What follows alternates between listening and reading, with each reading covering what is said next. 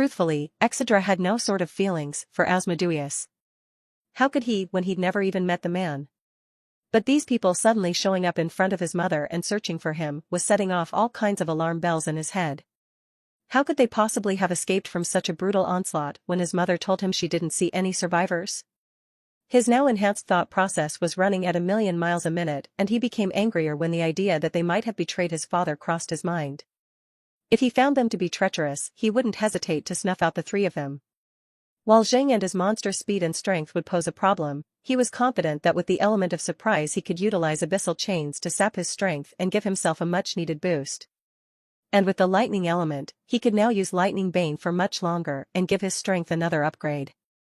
Unknowingly, Exedra had begun to use Primordial Demon's Will, and all three of the guests felt their eyes widen. This aura, it's unmistakable. I'm sure, Big Brother, he is definitely your son. My lord, you would be proud. Answer me.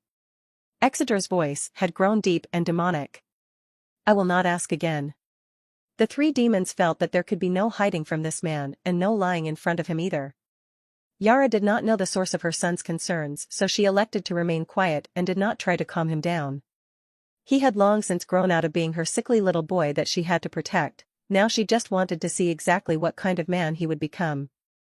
Eris was the first to speak. When the humans attacked, we all fought fiercely to defend our home. Each of the humans was stage 5, yet we somehow managed to defend for some time before we were inevitably pushed back. Luzaman was next to continue the story. Coincidentally, each of us was fighting the same enemy. A woman with a very long sword who possessed the affinity of light. There were more of us, 9 to be exact. We were your father's sword and shield, but as you can see, 7 of us fell. For the first time, the flirtatious and playful Luzaman had a sorrowful expression. Our fate should have been the same, but our injuries did not give us the instant death our brothers and sisters got.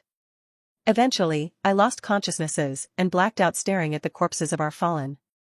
As did I. Eris nodded. Zheng was ashamed, but he nodded his head to confirm that he was the same. I did not even notice the breath of life on any of you. I should have checked more thoroughly, but I assumed your bodies were already cold. I'm so, Yara added regretfully. RB. Luzaman took Yara's hand. We do not hold anything against you, Sister Yara. It would have been an honor to die in battle for you and our lord. That's right. Luckily, Lord Belphegor came with his army and was able to save us and take us in. Eris nodded, hoping to ease Yara's guilt. The demon lord of sloth? Why would that lazy bastard possibly be out anywhere? Exedra frowned. Well, your mother and father were planning to leave for a little while, so he was entrusted with your father's army. He was supposed to join us the day before, but arrived late when the battle was already over. How convenient.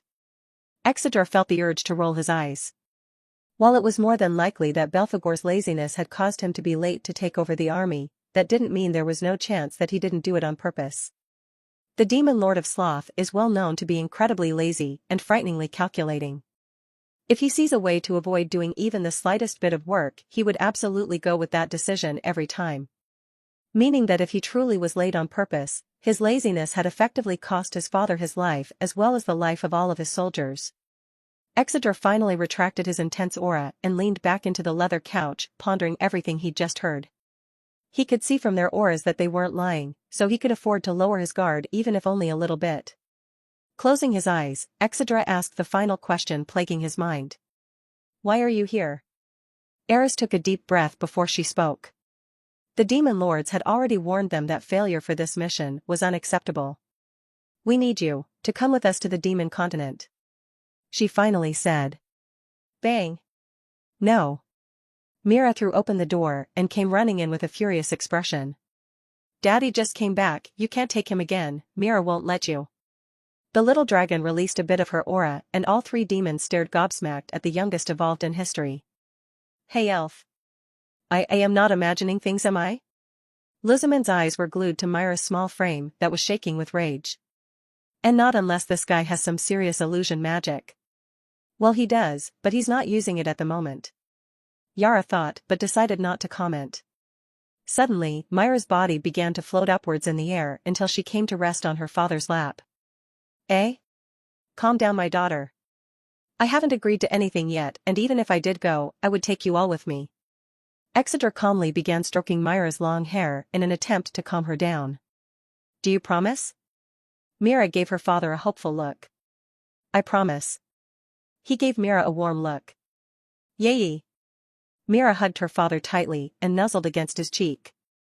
Seeing this cute scene, the cold-hearted demons in front of them had different reactions. While demons aren't stunted emotionally, the concept of gentle parenting does not exist to them, and therefore seeing it in person like this is strange. How nice. Eris' eyes took on a faraway look. Would he have been like this too if he lived to see his child grow? Jin wondered. His fatherly side is hot too. I wonder if he'd consider letting me give her a sibling. Luzman licked her lips as she imagined their child running around. Are you forgetting he's a dragon? Do you know how hard it would be for him to get you pregnant? Eris responded. I'm dedicated, no matter the difficulty. Mira naturally heard the debate going on between the two women and looked back and forth between the two of them before looking at her father. Can I kill her? No. Mira's mommies would want me to kill her. She persisted. I know, but these are your grandmother's only friends, so we'll have to let her off for now. Yara took an arrow to the heart when she heard this. She's the princess of a powerful country. She doesn't have time to make friends. In truth, Yara was just rather introverted, but that was a secret she'd take to her grave. Once Mira nodded in understanding and stopped trying to kill the guests, Exeter turned his attention back towards them only to notice their eyes were still glued to his daughter. I guess I should start to expect things like this, huh? Why should I go with you? Besides the fact that the Sin of Wrath himself told us he'd lop our heads off if we didn't bring you back. Eris screamed internally. The demon lords have ordered us to convince you to return with us by any means necessary. I could do whatever you want if you'll return with us, Luzman added in a seductive sultry voice.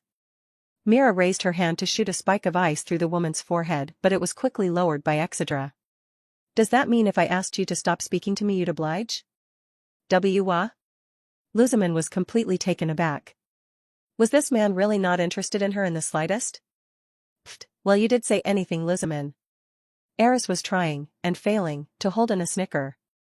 The succubus felt her face go red when for the first time in her very long life she failed to seduce a man. Are you really not attracted to me? Not in the slightest. You're joking, right? Do you like men or something? I'll kill you if you say that again. Then what's the matter with you? I am the most beautiful woman in all of Dola. You aren't even the most beautiful woman in the room. What? Why are you shouting? I find your friend to be much more attractive than you. Oh? Eris was genuinely surprised. No one had ever called her more beautiful than Luzman before, and it was actually one of her biggest insecurities. Thank you, but I am already married. The dark elf managed to stammer. Don't think that much into it. It's just a simple compliment. Oh, of course. The elven woman felt her face get hot and her heart speed up as a man not even half her age managed to make her incredibly shy. Luzman looked back and forth between the dragon who was patting his daughter's hair without a care in the room and her friend who was currently blushing like a schoolgirl. Unable to process her defeat, her brain did the only thing it could to protect itself. It shut down. Plop. The thin woman plopped back into the couch with her eyes rolled into the back of her head. How nice. It's a bit quieter. Exedra nodded in satisfaction. Now let me ask again, why should I go with you to the demon continent? Exedra directed his gaze to Eris, who was having a hard time looking at him. I should be used to this after spending so much time with his father, but why is he so charming? Well, to be honest, we are under orders not to come back without you or we will lose our lives. Exedra's gaze did not change, and it was as if this information did not affect him at all. We don't have anything that we can offer you, but I can tell you that this is the first time all 6 demon lords have come to a unanimous agreement like this, so I'm sure it's serious, but I don't believe they have any intentions to harm you. Eris spoke with the utmost humility and sincerity. And of course your darling family is welcome to come along as well. She flashed a warm white smile to Mira, who in turn smiled back. Exedra closed his eyes again and thought for a moment before nodding. We leave in 2 days. Thank you. Eris exclaimed and Exedra only nodded. Suddenly, there was a knock at the door before Duke entered. Pardon my intrusion, young master, but Lady Lisa has a guest and I'm not quite sure. I will see to them in her place. Exeter rose from his feet with Mira in his arms and began walking toward the door when he suddenly stopped. Heiress. Why yes? If I truly desired you, something as insignificant as a husband would never be enough to keep you from me. The dark elf's eyes widened and she was completely taken aback. Without looking to see her reaction, Exeter left the room and Duke closed the door behind them. Plop. Eris had joined her succubus friend in the land of unconsciousness as they lay in the couch side by side. For the first time, Jing spoke. He takes after him more than I'd originally thought. Yara nodded and a sad smile crossed her beautiful face. He is truly the best of us combined. Like that, the two sat in silence watching their two friends dream about two very different scenarios, yet the same man. Prince Exedra. What are you doing here? Valerie was utterly shocked when instead of meeting with her friend turned noblewoman Lisa, she was instead meeting with the most talked about man on the face of the earth. The Blessed One. The Red Prince. Vauvan. He had many names among the people, but Valerie only knew him as the husband of her best friend and the first man she'd ever been embarrassed in front of. This was the last person she wanted to see. He'd just come sauntering into the private training room, seemingly without a care in the world. And Mira was in his arms too. What if she gave her away again? Lisa is resting, so if you don't mind, I am meeting you in her place. Oh, is that so? Seeing how uncomfortable Valerie was, Exeter thought maybe she didn't like him for some reason. Her aura was currently a sickly green and yellow, which usually indicated displeasure. If you are displeased with me, I can dash. And no. Of course not. Seeing as how her aura changed color from the sickly green to a blue for worry, Exeter was now thoroughly confused. Maybe I don't understand women as well as I thought I did. The woman in front of him was an enigma for sure. Well, what were you supposed to be meeting Lisa about? Right. Valerie's eyes suddenly regained their intense light and she pulled out a golden trident engraved with runes from her storage ring. The one she has now is just a prototype, but this is my true masterpiece. I call it Raitan. Valerie spoke with a confidence and a pride that Exedra hadn't seen before. May I? Exedra placed Mira down and reached for the glimmering weapon. Of course. Valerie promptly handed him the spear and he could feel the exquisite craftsmanship immediately. Analyze. Raitan, unique grade. Plus 1800 to all stats when used by someone with the lightning element. Can be bound to its user. Exedra let out an impressed whistle from his mouth. This woman not only could forge unique grade weapons, she could even draw runes that gave them additional effects as well. With talent like this, how has she possibly gone unnoticed until now? Stand back. Exedra ordered and the two girls immediately ran off to the side and watched him. Exedra took a deep breath and channeled electricity into his body.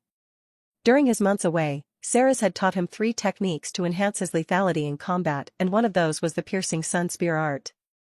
Developed by Ceres herself, it imbued a dragon's natural flames into destructive spear thrusts that had the power to blow a hole in mountains when he used it at its full power. Oh yes. And if Ceres were the one to use it, bye-bye mountain altogether. But Exedra suddenly wondered about what would happen if he used electricity instead of fire. Careful to use only a minimal amount of power so as not to completely destroy the training room, Exedra began to channel red lightning into the trident before he got into the graceful stance that he so painstakingly mastered. Sun's punishment. Exedra twirled the trident beautifully around his body before he cocked his arm back and pushed forward with a single thrust. Boom! A huge arc of red electricity shot out from the tips of the trident, cleaving a large gash in the ground before impacting the wall. The result was a huge gaping hole in the wall that even the magic runes were having difficulty repairing. It was worth mentioning that the walls that made up the training room were not made up of normal stone. At Lisa's request, the walls were upgraded about a month ago to reduce the likelihood of her destroying the training room with her growing power. They were made up almost entirely of adamantine and required at least the attack power of a second stage evolved to even put a dent in them. TCH. I thought I held back enough. Exedra twirled the spear a few times before placing it into his own storage ring to give to Lisa later when she woke up. He turned around only to see Mira and Valerie staring at him with eyes full of sparkles. Daddy, you were amazing. That was so incredible, I've never seen anything like it.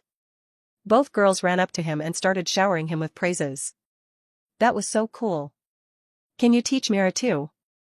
You had no trouble using that weapon at all even though it was made specifically for Lisa's body shape. Exeter was stuck between a rock and a hard place. While he'd slowly grown numb to compliments over his physical appearance, compliments over his martial arts were still a glaring weakness for him. Especially when he'd gone through so many painstaking efforts to sharpen himself, he felt like his efforts were being acknowledged, and while he didn't need it still felt good. Sarah's had never praised her pupil, not wanting him to get too big of a head, but she was more awed by his monstrous talent than anyone. Ah. Thank you girls. Exeter scratched his cheek in embarrassment and prayed to the abyss that the girls wouldn't see him blush. His prayers were of course utterly wasted. Daddy is blushing. Mira hurriedly pointed out. Valerie looked at Exeter's current expression and something inside of her snapped. She was no stranger to men or relationships and she had quite the reputation for coming on to them instead. She was a bold fiery woman who was rather adept at talking men out of their pants. Seeing this prince wearing an expression that she'd put on a lot of men's faces, her predatory instincts completely took over and she was on the hunt. She sauntered up to Exeter and placed her calloused fingers under his chin before making him look at her. With Exeter standing at 6'5" and Valerie at only 6 foot, the visual looked rather strange, but there was nobody around but Mira to notice that. And she was much too excited for what she thought would happen next to comment and risk ruining it. Exeter's eyes widened in surprise when he saw the way the dwarven woman was suddenly behaving and the overwhelming aura of desire that he'd only ever seen on a few women in his life. You know I could make you your own weapon too? She dragged her gaze up and down his body hungrily. Of course I'd have to get very familiar with your body. Hearing the seductive tone in Valerie's voice and seeing a completely new side of her, Exeter flashed her his own predatory grin. While he didn't usually like overly forward women that he wasn't close to, Valerie had a natural toughness and charisma that made her not only likable, but strangely sexy. Now I wonder, which one is the real you? Exeter asked as he stared deeply into the woman's eyes. Suddenly, the woman snapped out of the trance she'd put herself in and backed away with a horrified look. I'm so sorry. Valerie quickly got down and prostrated in front of what was now a very confused dragon. Gah. Mira was so close to getting a new mommy. The small dragon girl threw her arms up in the air in frustration. Only Exeter was now staring at the woman on the ground in utter confusion. What the hell just happened? Why are you on the ground? Exeter asked with confusion evident in his voice. I did something shameful and to my friend's husband and a prince no less. I beg your forgiveness. The dwarven woman repeatedly banged her head on the ground as if she was asking for forgiveness for the most horrible crime imaginable. Dragons really do have horrid reputations. He couldn't believe this woman thought he'd be mad enough for this level of apology to be necessary. Exeter waved his hand and Valerie's body floated up and he placed her back on her feet. I don't think it was shameful at all. I actually found you to be quite attractive just then. He hoped to ease the dwarven woman's nerves, but it looked like she was very reluctant. In regards to the weapon you made. Exeter hurriedly changed the subject, hoping to take her kind off of the events that just transpired. It is very well done. I thank you. We'll be traveling to the demon continent soon and I imagine we'll be seeing our fair share of battle. Valerie froze and her previous embarrassment was replaced with utter disbelief. The demon continent. The one and only. Exeter nodded, seemingly not understanding this resection. While demons weren't exactly popular in the world, no one really feared them either except for humans. Did Lisa say anything to you about going there? Valerie asked tentatively. Exeter's frown immediately deepened. I haven't told her yet, why? Valerie nodded in understanding before briefly glancing at Mira. You should talk to Lisa yourself and find out. The dragon was going to press her further, but realized it might truly be something that wasn't her place to talk about. Valerie seemingly had another realization before she bowed deeply. I know this is shameful of me, but I have a request and I hope you can hear me out. Exeter studied the woman carefully. She was getting stranger and stranger by the minute to him. Let's hear it. Exeter and Mira were currently walking hand in hand towards the training grounds for Myra's daily practice. Daddy? Yes, my daughter? Will I ever get a new mommy? Exeter chucked. Are you not satisfied with the ones you already have? No, I am. Mira quickly defended. But sometimes I think that Auntie Valerie would make a good mommy, or even that elven lady and daddy likes them too, so why don't you marry them, new? Exeter sighed. How could he possibly explain such a complicated matter to a small child? Exeter stopped and kneeled down so that he and Mira were facing eye to eye. The mothers you have now, Lisa, Layla, and Becca, are the women I have pledged myself to. I vowed to each of them that I would make them eternally happy, and I would never compromise that by seeking out other women. Your mommies love me so much that if I brought another woman home and declared she was mine, they would protest, sure, but they would not truly oppose me. Irregardless of how deep it may hurt them.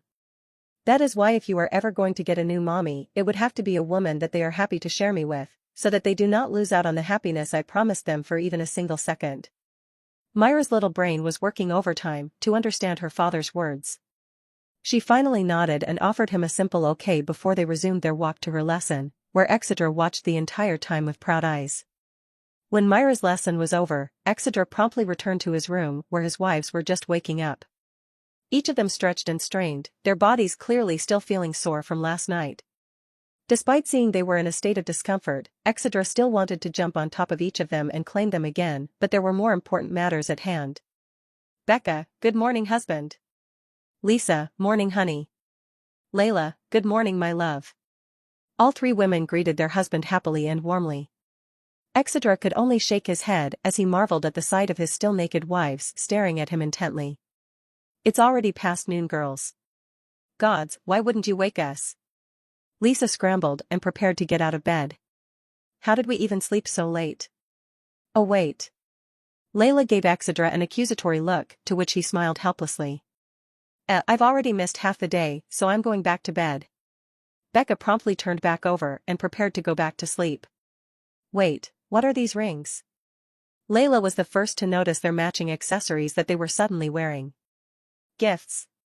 Exeter shrugged off his fluffy black coat before he dove into bed with his wives.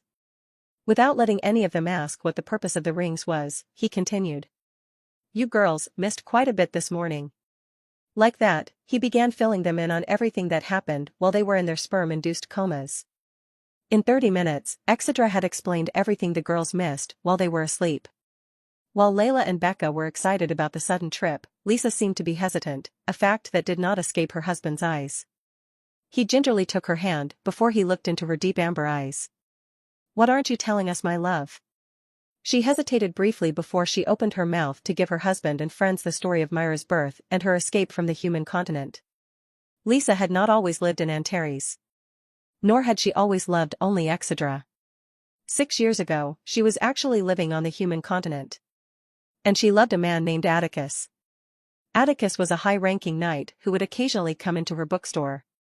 She was enamored with his handsome, clean-cut appearance and his sweet words. Eventually, they entered into a courtship and she was head over heels. She believed she'd found the man she wanted to spend the rest of her life with. Eventually, they began to try for a baby, and while things were fine originally, that happiness did not last long. Dragons are notorious for their difficulty in reproducing. It is nature's way of ensuring a balance so that one race does not dominate the world. While the couple knew this going in, they did not expect the difficulty to be so great. Atticus became short-tempered and irritable, blaming Lisa's inability to get pregnant as a sign of her not being committed to him. Lisa quickly became depressed and blamed her body for its difficulties and became more depressed every day. One day, while Atticus was on patrol, Lisa was cleaning his study and accidentally found letters between Atticus and the general he served under. In these letters, Atticus spoke of a plan to acquire a pure-blooded wyvern and raise it to be his mount, with his general promising him that if he could manage such a thing he would receive an instant promotion. Wyverns are the result of an accident occurring in newborn dragons. Should a newborn dragon have its mana forcibly suppressed and replaced with someone else's, that dragon would suddenly become a wyvern. Wyverns born through this method are fiercely loyal to those who turned them and will not hesitate to burn an entire town should its creator receive the slightest scratch. Wyverns, unlike dragons, do not possess intelligence and act entirely on their master's whims like overgrown scaly dogs. They are also significantly weaker than dragons and lose the ability to take a human form. But unlike dragons, they grow ridiculously fast, reaching maturity in just 2 years.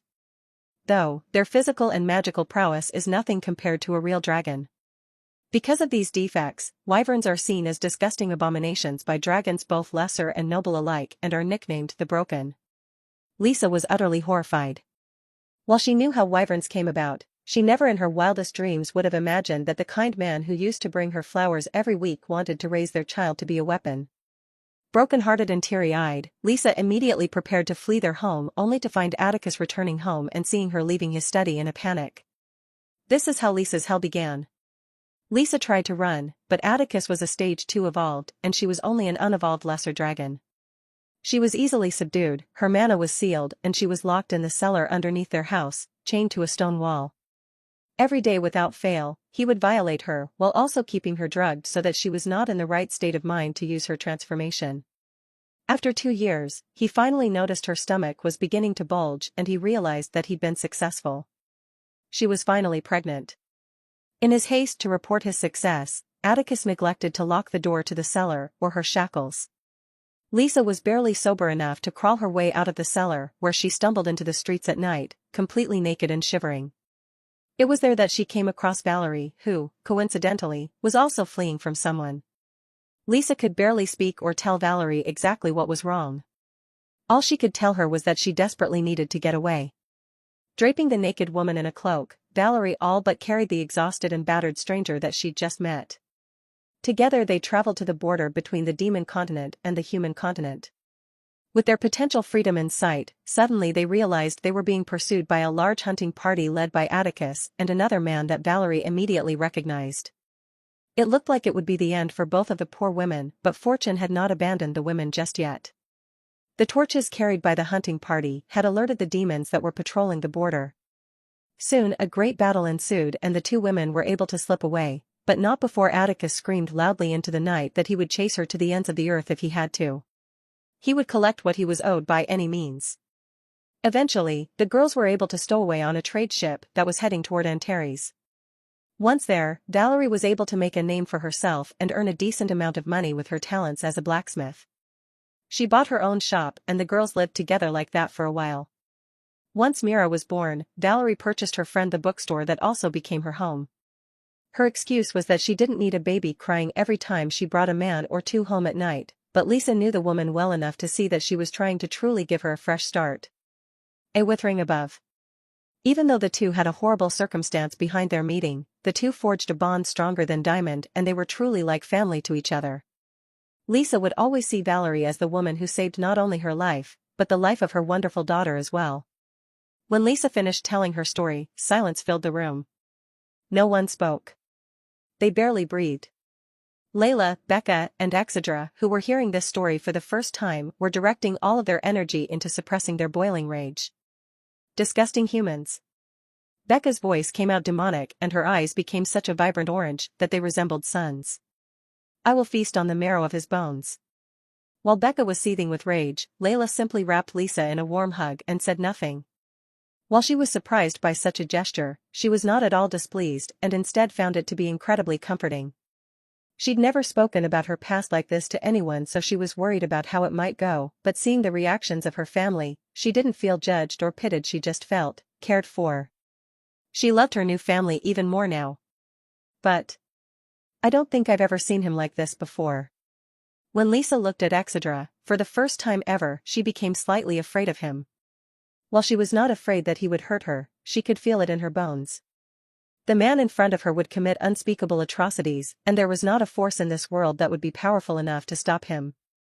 Exeter's body was trembling, yet his face was eerily calm. His eyes were so intense that no one would have been surprised if lasers came out of them in the next minute. They contained an unfathomable anger, and his blood, his soul, demanded vengeance. His wife. His daughter. Their lives in the clutches of a sniveling, disgusting human? It was unthinkable. It was unforgivable. He would hang him with his own entrails. Strip the flesh from his bones and incinerate him down to even the atoms. He would raze the entire city to the ground for failing to protect the women he loved. Lisa gently slipped out of Layla's hug and crawled towards her husband before taking his face in her delicate hands. The concerned look on Lisa's face as well as her familiar scent of honey was just barely enough to break Exedra out of his bloody spiral. Lisa did not say anything to her husband. She simply stared into his eyes that were slowly losing their intense luster. He slowly placed his hands on both of hers and closed his eyes to enjoy the feeling of her warmth and her touch. That's right, the time for revenge will come later, for now I just have to be here for her. Will you be okay if we return? Exedra asked through shallow breaths. Lisa suddenly gave him a funny look and began to pinch and pull his perfect and smooth cheeks. How could I possibly be scared when I have the most handsome and powerful dragon in the world for a husband? I know you would never let anything happen to me, and I am not that same defenseless woman I used to be. Exeter chucked when he heard his wife's childish description of him, and Lisa leaned in and pressed her forehead against his. My place is beside you, my love. Wherever you are is where I am most comfortable. Exeter could tell by the pure white color of his wife's aura that she really meant it. How can one man be so lucky? He placed a soft, delicate kiss on her lips before he pushed her down and climbed on top of her. Lisa naturally recognized the desire radiating in his eyes and tenderly reached up to touch his cheek. Make me forget. That was all Exeter needed to hear as he began to assault Lisa's body with an unseen intensity and drive. He would oblige her request and leave her unable to think about any other man but him. He would be her past, present, and future. Exeter would thoroughly ensure that there was no room for her to think about anything else other than the pleasure that he could give her. Becca and Layla watched as Exeter hungrily assailed Lisa's body, and her screams gradually began to fill up the room. I can't decide if I'm jealous that he's so focused on her or relieved that he's not attacking me with that same intensity. Becca muttered as she watched Exeter drill into Lisa furiously. Same. Layla wore the same absent-minded look on her face as the two sat side by side and watched the two of them have sex. The pair watched the two of them for what felt like hours before Lisa passed out, and he turned his gaze toward them and beckoned them closer. The witch and the beastkin both gave simultaneous gulps before also saying a small prayer and crawling forwards. 2 days later, it was time to begin the journey to the demon continent of Samel. Let me be on my lil sappy shit for a second. First off, I just wanted to say a special thank you to any and everyone who takes the time to read even a few chapters of my book. I know it probably started out real rough, but you guys stuck by it despite all that, so I'm truly grateful. I'd also like to say that there's a lot of times where I'd be wanting to quit writing FR.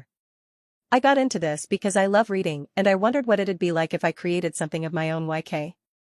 But sometimes I feel like my story ain't good enough, or my characters ain't complex enough, or my book has any number of problems and issues, and it'll never be as good as the books and authors that I look up to. But all of you that comment, leave reviews and send me power stones really give me the motivation I need to keep writing, not for myself but because you all seem genuinely interested in the world I created, and to me there is no greater reward. Again, big thank you to everyone, everything you do is greatly appreciated and I can only hope to pay you back through my writing. Are you sure he didn't change his mind and run? Luzman was tapping her foot in irritation as she waited on the ship that was supposed to take them back to the demon continent. She was standing next to Jing and Eris, who seemed unconcerned that the person they were tasked to bring back had yet to arrive. They were currently standing around overlooking the pier, hoping to catch sight of the man they'd come here for. Many shipworkers were currently running around trying to get preparations underway. They didn't know exactly what they had come here for, but they'd been told an important guest would be coming on board. I'm sure he'll arrive soon. He is not that kind of man. Eris' confidence in the young man she'd just met was unshakable. But no one has seen him in 2 days. Luzman countered. He could have ran already. That's. Eris couldn't rebuke that fact, and while she still didn't believe he would run, it was strange for him to have completely disappeared for 2 days. Yara said he and his wives haven't left their room for 2 days. Jing finally spoke, hoping to calm the nerves of the women who were curious about the whereabouts of their passenger. Unfortunately, his efforts gave way to a different set of reactions. Oh, is that so? Eris quickly put her head down and looked down like she'd found something truly interesting among the planks of wood. I have to avoid him as much as possible on this trip. He's too dangerous. He's a deviant. Humph. Hateful man. How could he possibly say that he doesn't find me attractive in the slightest? Is he blind? Luzman's already bad mood worsened considerably. I don't get it. She finally cried out in frustration as she turned to the embarrassed-looking Eris. What do you have that I don't? Yeah? Well, I don't really know. Eris modestly replied. Luzman looked her own body up and down before she did the same to Eris and immediately noticed an area where she was beaten. Damn it. What's with these freaking tits? Luzman reached forward and began to aggressively fondle the dark elf's chest. Kya. What are you doing? Stop it. You don't even need these, it's not fair. Let go of me. You can't get mad at me, because yours won't grow. That only made Luzman even angrier. As a succubus, she was supposed to have a body that men would lust over and women were jealous over. So why was her chest a washboard? It was so unfair. She began to grope her harder and stifled moans began to leak from Eris' mouth. Jing watched all of this with a bored expression, but he was inwardly blaming himself for even bothering to speak. Is this the ship going to Samel? A new voice suddenly asked. The group turned to see a tall muscular woman with gorgeously tanned skin and muscles that were taut like rope. She wore a pair of simple black glasses, and her long raven hair was tied up in a neat ponytail. Who are you? Luzman finally released Eris and stared intensely at the newcomer. Answering someone's question with a question is rude, you know? I don't care enough about you to be polite. Luzman gave the woman a smile that wasn't a smile. Oh? Look at the nerves on this bitch. Valerie's temper slowly began to rise, and she began to walk forward onto the ship. Did I say you could come aboard, you disgusting half-breed human? Luzman flexed her hand and a huge scythe with a bright red blade appeared. Luzman. That's enough. Eris had finally recovered from her assault and was desperately trying to de-escalate the situation. You're not very bright, are you? Valerie took a flask from her back pocket and quickly gulped down its contents. Wiping her mouth, she then continued taunting the woman even further. If I know about where this ship is going, then I obviously am supposed to be here. Ayo. Valerie rolled her eyes before finding a seat on the deck and taking out another flask. Seeing the boldness of this woman who was a measly stage 1, Luzman's desire to kill her outright exploded. Who could have possibly given you permission to be here? The prince, of course. Valerie once again rolled her eyes, like it was obvious. Wasn't this woman a bit too slow? With those simple words, Luzman's murderous aura dissipated like it were never there, and she simply stared at the woman in shock. Why, you are one of his? One of his what? The dwarven woman tilted her head in confusion. His women. Are you actually his type? I'm a lot of men's type, not sure if I'm his though. Valerie resumed her drinking as if she found this conversation to be incredibly annoying. And no, I'm not his woman. I'm just a friend of one of his wives. She clarified. Although, if I were one of his wives, I would love to drain him dry every night. Valerie's eyes began to get hazy as she felt the effects of the liquor and her active imagination. He's so gorgeous, I might even let him take the lead. It had been too long since she'd last had any action. Ever since she laid eyes on the prince, the thought of any other man touching her pissed her off. It was as if she'd been drinking watery beer all her life and just recently caught the scent of top-shelf liquor. She could never be satisfied with anything else again. It's amusing to me that you think it would go any other way. Suddenly, all 4 of the individuals on board turned their heads to see Exedra standing on the dock with his wives, Mira and Megumin. Valerie's bravado and lewdness that was so proudly on display earlier disappeared like smoke in the wind. All that remained was a deep red blush as she began to gulp down her liquor with an unseen vigor. Fuck, why do I keep feeling like this? That son of a bitch is probably doing this on purpose. She still didn't even understand why he'd changed his mind about accepting her request. He originally told her no when she asked only for him to teleport into her shop a day later and tell her he'd changed his mind. Was he bipolar? What is the meaning of this Exedra? Who is this woman? Luzman demanded as she pointed at Valerie, who was sitting a distance away. I thought I asked you not to talk to me. Why you? Her name is Valerie. She is a friend and guest. He walked up to Luzman and only stopped when he was close enough to kiss her. You will not antagonize her. And if you wish to keep that finger, I suggest you stop pointing at her. Luzman slowly lowered her hand with a furious expression crossed her face. She'd never been humiliated continually like this before. But that wasn't even the biggest problem. She was starting to get horny. She'd never received such rough, uncaring treatment before. Slowly but surely she was developing a new kink. Plus he was so close. The scent coming off his body was making her head spin and her legs twitch. Suddenly, the succubus began to sniff the air when she caught sight of another scent she was all too familiar with. Searching for the source, her eyes landed on Lisa, who had a dazed look on her face and a thin trickle of white liquid running down her legs. His other wives were in similar states, with each of them possessing hazy eyes and wobbly legs. She was going to say something to him, but seeing him staring at his wives with a proud face, she instead chose not to comment. Damn pervert, why won't he do that to me? Exeter turned and greeted Eris and Jing, who in turn offered polite bows before he turned to help his wives get settled on board. The journey to Samel would take quite a while since it was too great a distance to teleport. After he and the girls were seated comfortably next to Valerie, the dwarven woman became slightly uncomfortable when she noticed everyone giving her strange looks except Mira and Lisa. What the devil are you all looking at? Layla gingerly took Valerie's hand and looked into her eyes. My name is Layla. Let's be friends, okay? Sure. Becca was next to come out of her stupor and introduce herself. I like you a lot. Let's be friends too. Why, you sure have a lot of energy, huh? Valerie turned to look at Exedra for help and saw that he was giving her a strange look. He's never looked at me like that before, did I miss something? The group soon set sail and began their voyage toward the demon continent of Samel. Unlike the other nations of the world, demons do not have a single ruler. Demons are led by 7 ancient beings named the Seven Sins. No one knows exactly where they came from or how long they've been alive. All anyone knows is that they are all monstrously powerful and they act in accordance with the sin they are given. Typically, they do not get along and they each lead their own faction centered around their ideals. More family, huh? Since Exedra had come here to this world, he had yet to meet a member of his family that he disliked. Despite that, he wasn't expecting for them to walk into a warm welcome. Demons are inherently chaotic, and despite Eris telling him they wouldn't harm him, he knew she could never be 100% sure. But for that I have certain contingencies. His eyes drifted to a specific part of the ship. The main reason he agreed to go was because he desperately wanted to know more about his grandson of Igrat skill, and he knew the demon lords would be the best beings to ask. He knew if he'd asked his mother to reveal his heritage, the demon lords would come looking for him eventually. Even if they didn't care about their brother, the temptation to have the first ever demonic dragon on their side was too great.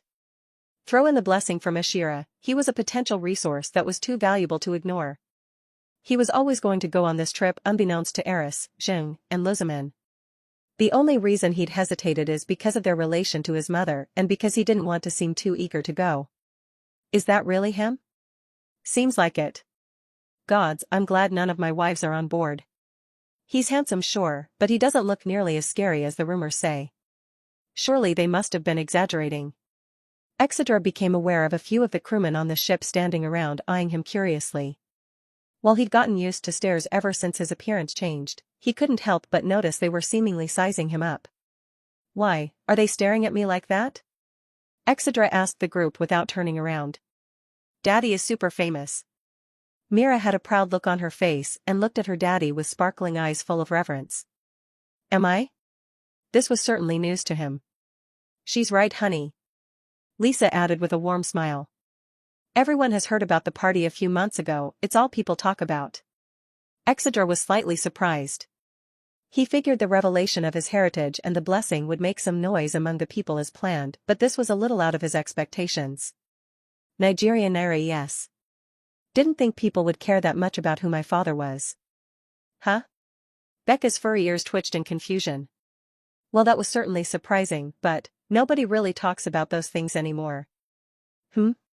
Exedra was now utterly confused. The blessing? No. What else is there? Now even Layla was looking at her husband strangely. Do you really not remember? Was there anything else? Seeing their husband tilt his head in genuine confusion, each of the girls looked at each other before shrugging. Nope. Nothing. Our mistake. What odd women I'm married to. Exedra stared at his wives, before turning his gaze back towards the sea. Valerie watched this entire scene with an expression of disbelief. Does he really not remember killing the young master of the Snowscales? Was the battle so insignificant to him that he didn't even bother committing it to memory? Valerie started to wonder if the rumors about this man being extremely powerful weren't as exaggerated as she'd originally believed. If only she knew that Exeter didn't possibly believe something as insignificant as Jeddah's execution would get the people talking so much. It wasn't like it was some hard-fought battle. Exeter won without even lifting a finger, and he was sure none of them could have possibly understood how his spell worked, so what was there to talk about? Exeter and Mira soon walked around the ship while she excitedly told him about the stories going around about him, leaving the wives and Valerie to chat excitedly amongst themselves.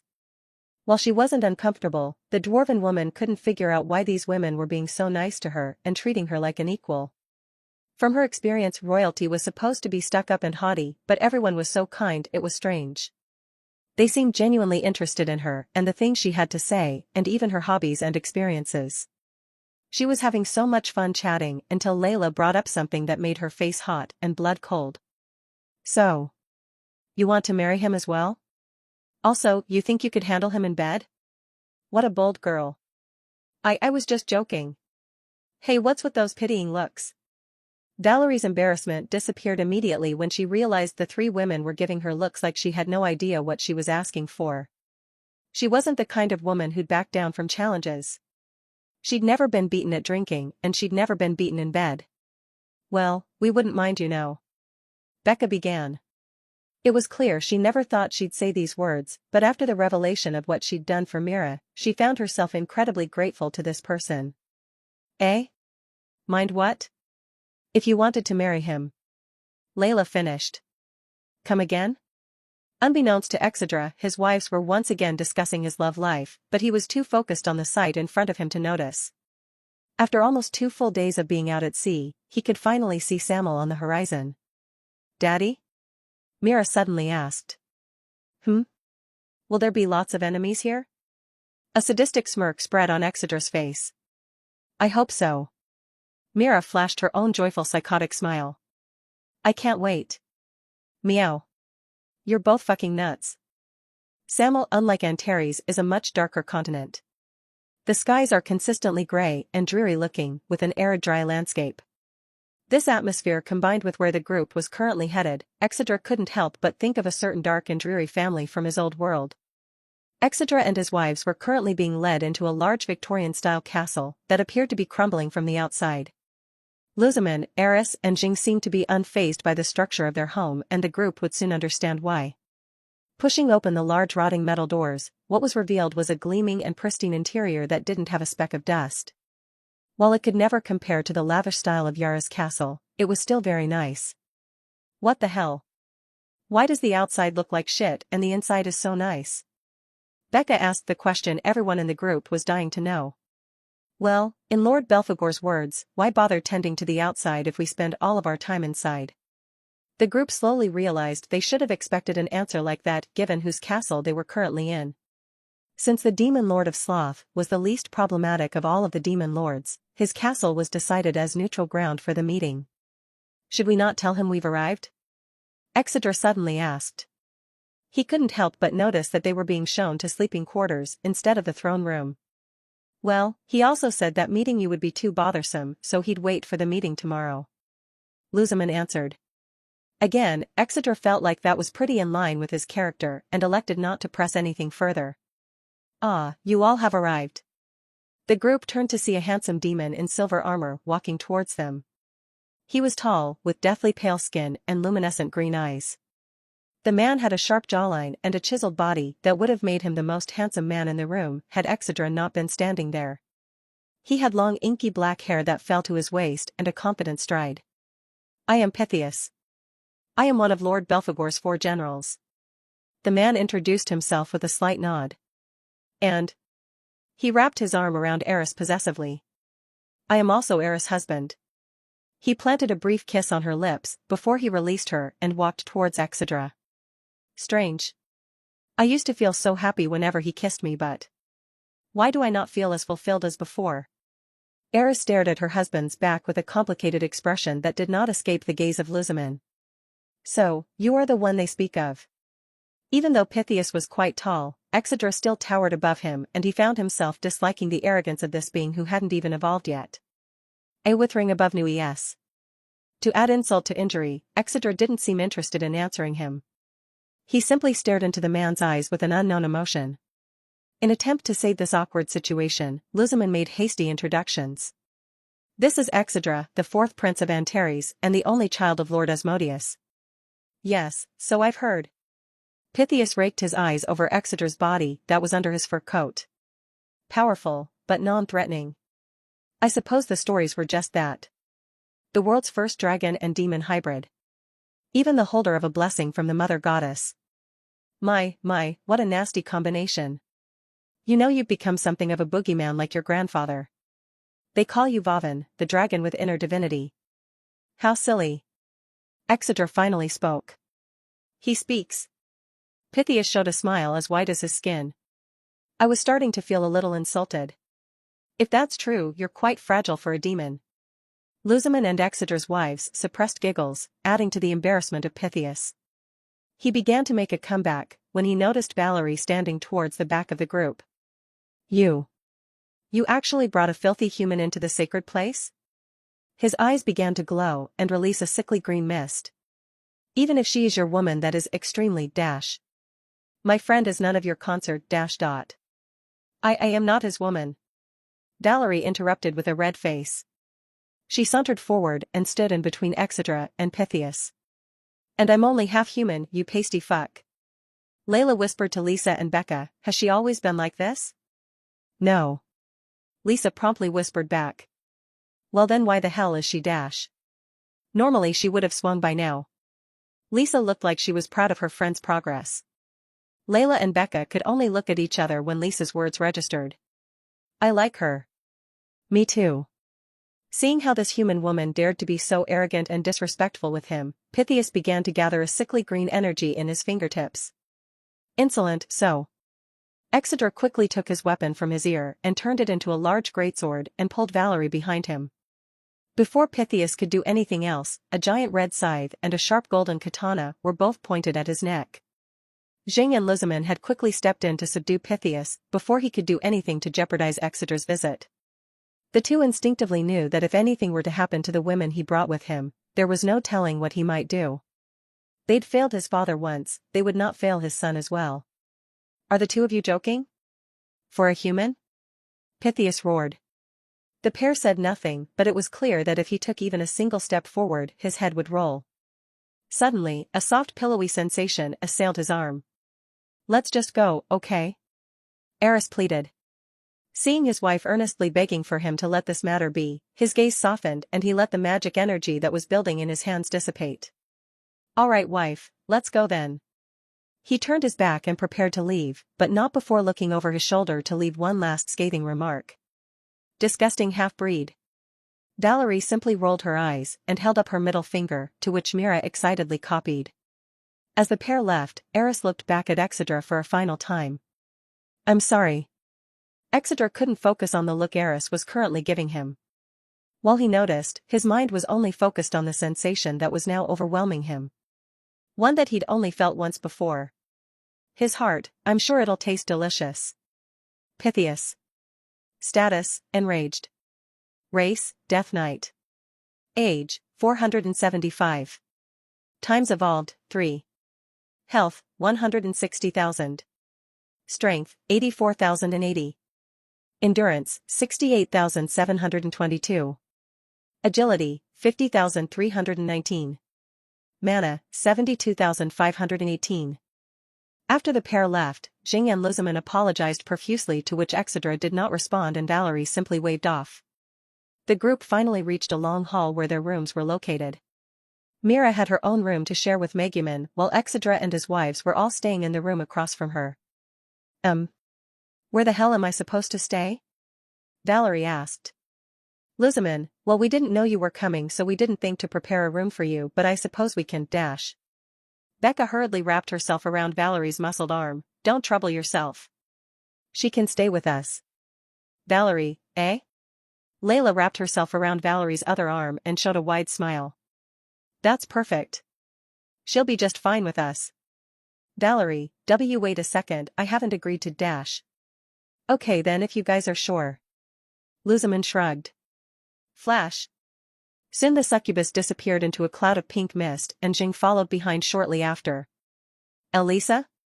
Valerie turned to her old friend for help only to see her giving her a thumbs up and a warm smile. Traitor. Without a further word of protest, she was pulled into the room by the girls, with Lisa following shortly after. Exedra remained in the hall with Mira. Daddy, will you tuck me in? The dragon smiled warmly.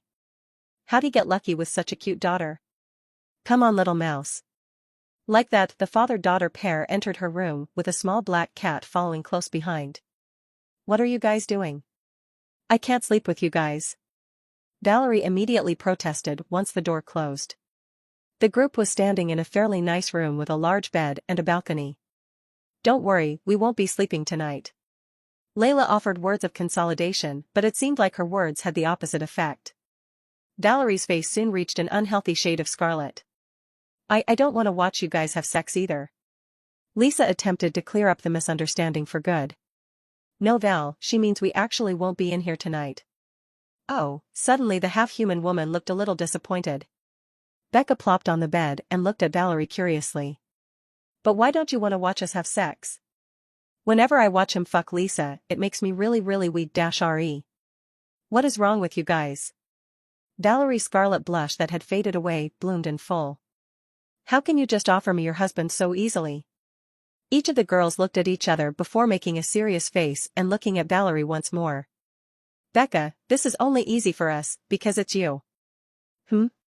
Lisa, seeing him with another woman is the most difficult thing imaginable for us. Well then why dash? Layla, we heard about what you did for Lisa and Mira. Valerie looked at Lisa, who was displaying a sheepish smile, and sighed helplessly.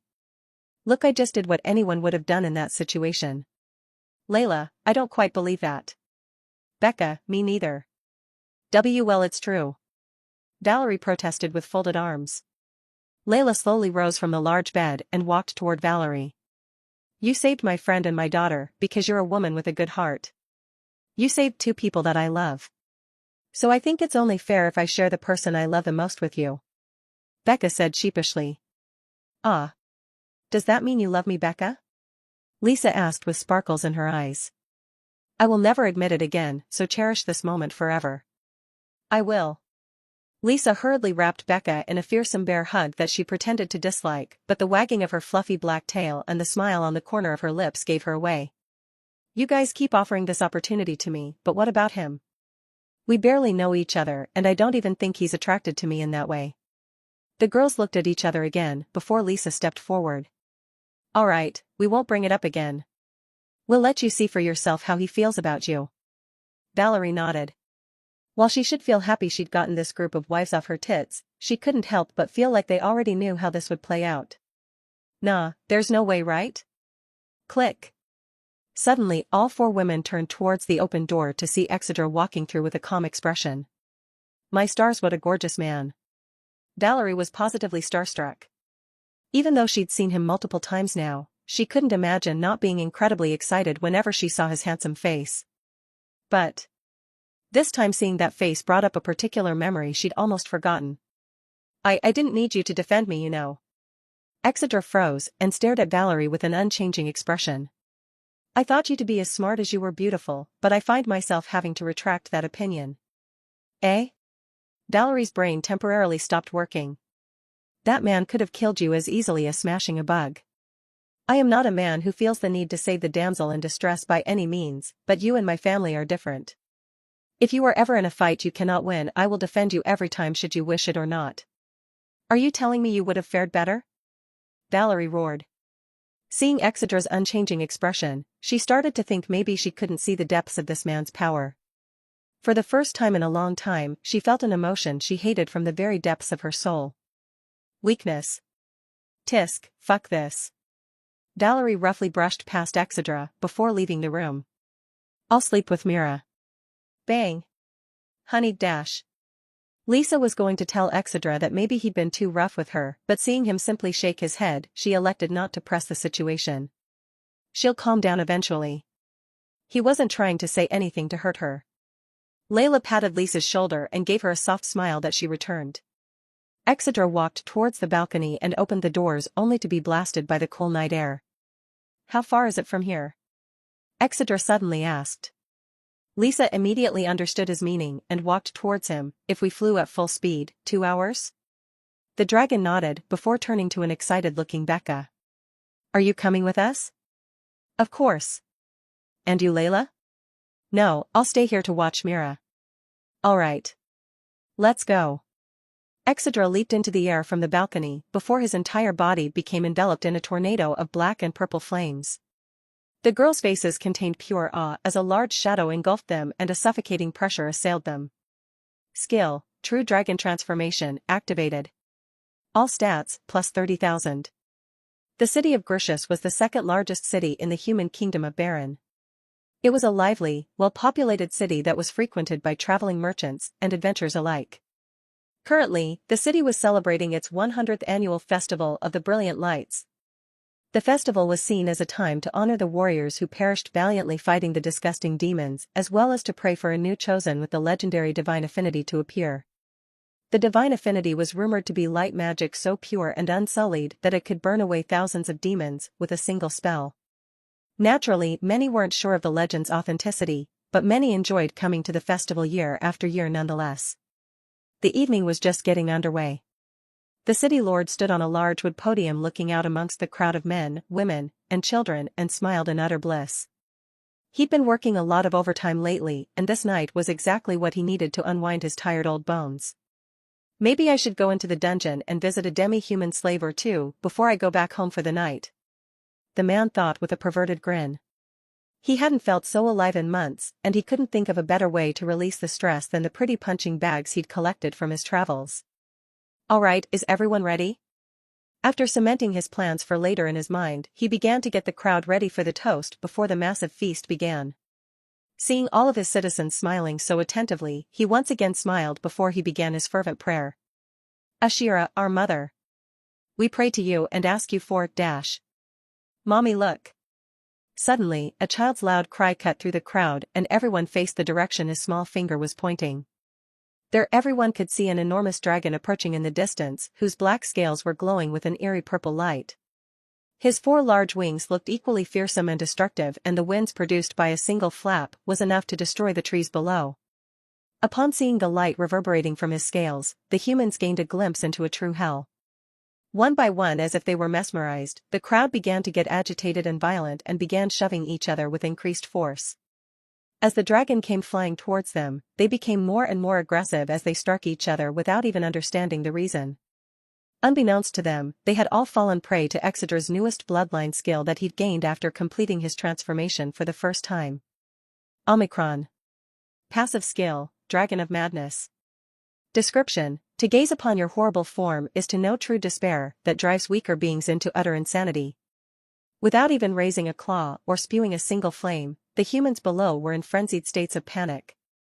Children were clawing and biting their mothers. Mothers were screaming and fighting off their children. Men were fighting with other men and weeping tears of blood as they strangled their brothers. It took the phrase, bloody hell, to an entirely new level. There were of course a few evolved in the crowd who attempted to run away, but, with a single earth-shaking roar, Exedra used the powers he'd stolen from Jeddah for the first time and raised thick walls of ice around the city. Amongst all of this trouble, a small squadron of around 40 Stage 1 mages led by a single Stage 2 knight were able to retain their sanity and prepared to defend against the imminent attack. Shit. What kind of dragon is that? Did it do this to all of these people? Why the fuck is a dragon attacking us? Only the leader, a man Lisa would recognize as Atticus, seemed mildly composed, but even he was beginning to show signs of nervousness. He'd been studying dragons for a very long time and he had never seen one with an ability as frightening as this one. There was only one possibility that came to mind, but it was almost too crazy to believe. Could it be? But why would he do this to us? The knight had no time to think, as in the next moment Exedra had finally arrived, and when he landed on the ground the earth underneath him trembled and gave way. He was easily 70 meters tall, and his body was backed with destructive muscles and near impenetrable scales. Seeing the fearsome dragon so close, Atticus then noticed the pressure he was emitting was insufferable. Where is Atticus Leonhart? The dragon's very voice contained waves of mana that made the listeners tremble uncontrollably. Weakly, Atticus stepped forward and tried not to show his building fear. Are you the one they call Vauvan? The 4th Prince of Antares? The dragon only nodded and Atticus immediately swallowed. Why are you doing this? We have no quarrel with your people. Cease this at once. It seems you are mistaken. What? I am not doing anything, for as much as I would like to, this revenge is not mine to take. Revenge? Atticus was thoroughly confused. For what? Who in their right mind was stupid enough to piss of a noble dragon? Exedra was trying to keep his calm, but seeing how this man was ignorant as to his wrongdoings, his boiling rage finally reached a fever pitch. You ant. Worm. Mongrel. As he growled, the air around him began to get hotter and hotter, and sparks of black and purple flames could be seen spewing from his pointed maw. I could reduce you to ash 1,000,000 times over, and it would still not be enough to avenge my wife and daughter. I should kill you where you stand.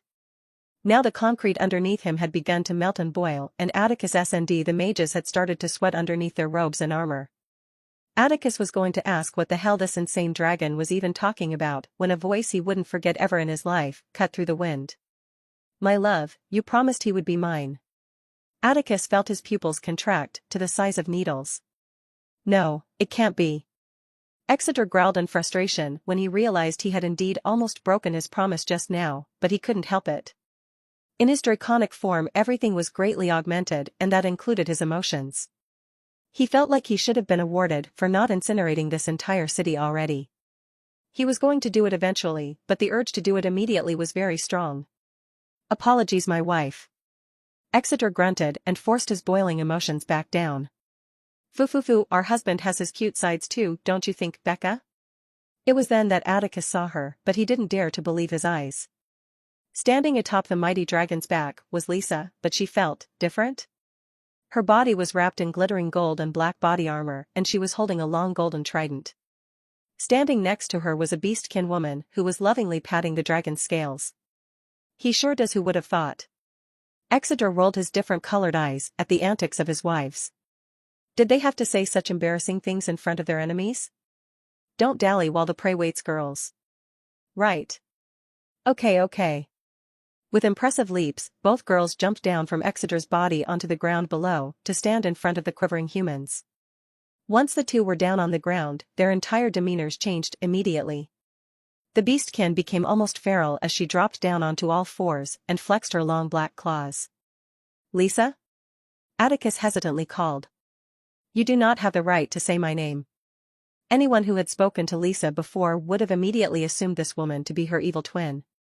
She was cold, but more than that, there was a venomous rage in her eyes that no one would have associated with such a sweet woman as herself. I have come here today for the simple purpose of enacting my revenge and killing my past so that I may be free in the future. Lisa twirled right tongue with a mystifying grace before pointing it at Atticus. As her body crackled with electricity, Atticus became certain that this was no longer the toy he knew. I will cut out your heart and present it to my loving husband. With that she rushed forward at the speed of lightning with her weapon poised to strike. Perhaps in death your life will amount to something. Lisa thrust her weapon forward and an arc of blue lightning shot out from the tips and slammed into Atticus. Caught off guard by the appearance of Lisa and her new demeanor, the knight was completely unprepared for the sudden fierce attack. With a bang, the human man was sent flying into a nearby wall. The mages who standing nearby were in shock. Help the captain, open fire. No one knew who said it first, but one by one, the mages began to assist Atticus in bringing down Lisa. Unfortunately for them, Becca wouldn't allow them to get a single shot off. With a leap, she dove into the center of the mages and began to rip through their bodies while laughing maniacally. However, even if these mages were caught off guard, they were still stage 1 and most were able to quickly counterattack. Light shard.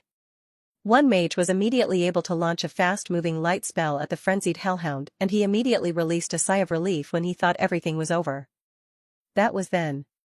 Under the horrified gazes of everyone present, the magic simply fizzled out as soon as it made contact with her body. What just happened? She nullified my magic somehow. How is that possible? The mages had begun to fall into a panic once again, and rightfully so. As mages, they prioritized being able to dominate battlefields through mana. This unfortunately meant that their physical bodies as well as knowledge of physical combat was sorely lacking. So against an opponent like Becca with excellent physical prowess and seemingly an immunity to magic, they were at the worst disadvantage imaginable. Even if their bodies had been sharpened by an evolution, their durability was not enough to stop Becca's claws, and their speed was not great enough to strike her. Men. Do not panic. Surely she cannot keep this up for long, so we must not give up. All magic has a price. One of the soldiers seemed to be able to rouse the spirits of the others, and they regained hope. Out of the 39 mages that were originally fighting, 15 were already lying in pools of blood. But one by one the remaining soldiers shook off their fear and prepared their most powerful spells, making the large dragon watching them sneer inwardly. Fools. Before they'd landed, they of course saw the group of powerful mages, so in preparation of that Lisa gave Becca her ring of repulsion. Becca's job was to keep the mages off Lisa's back so she could kill Atticus, but because she was still unevolved, she needed a slight boost.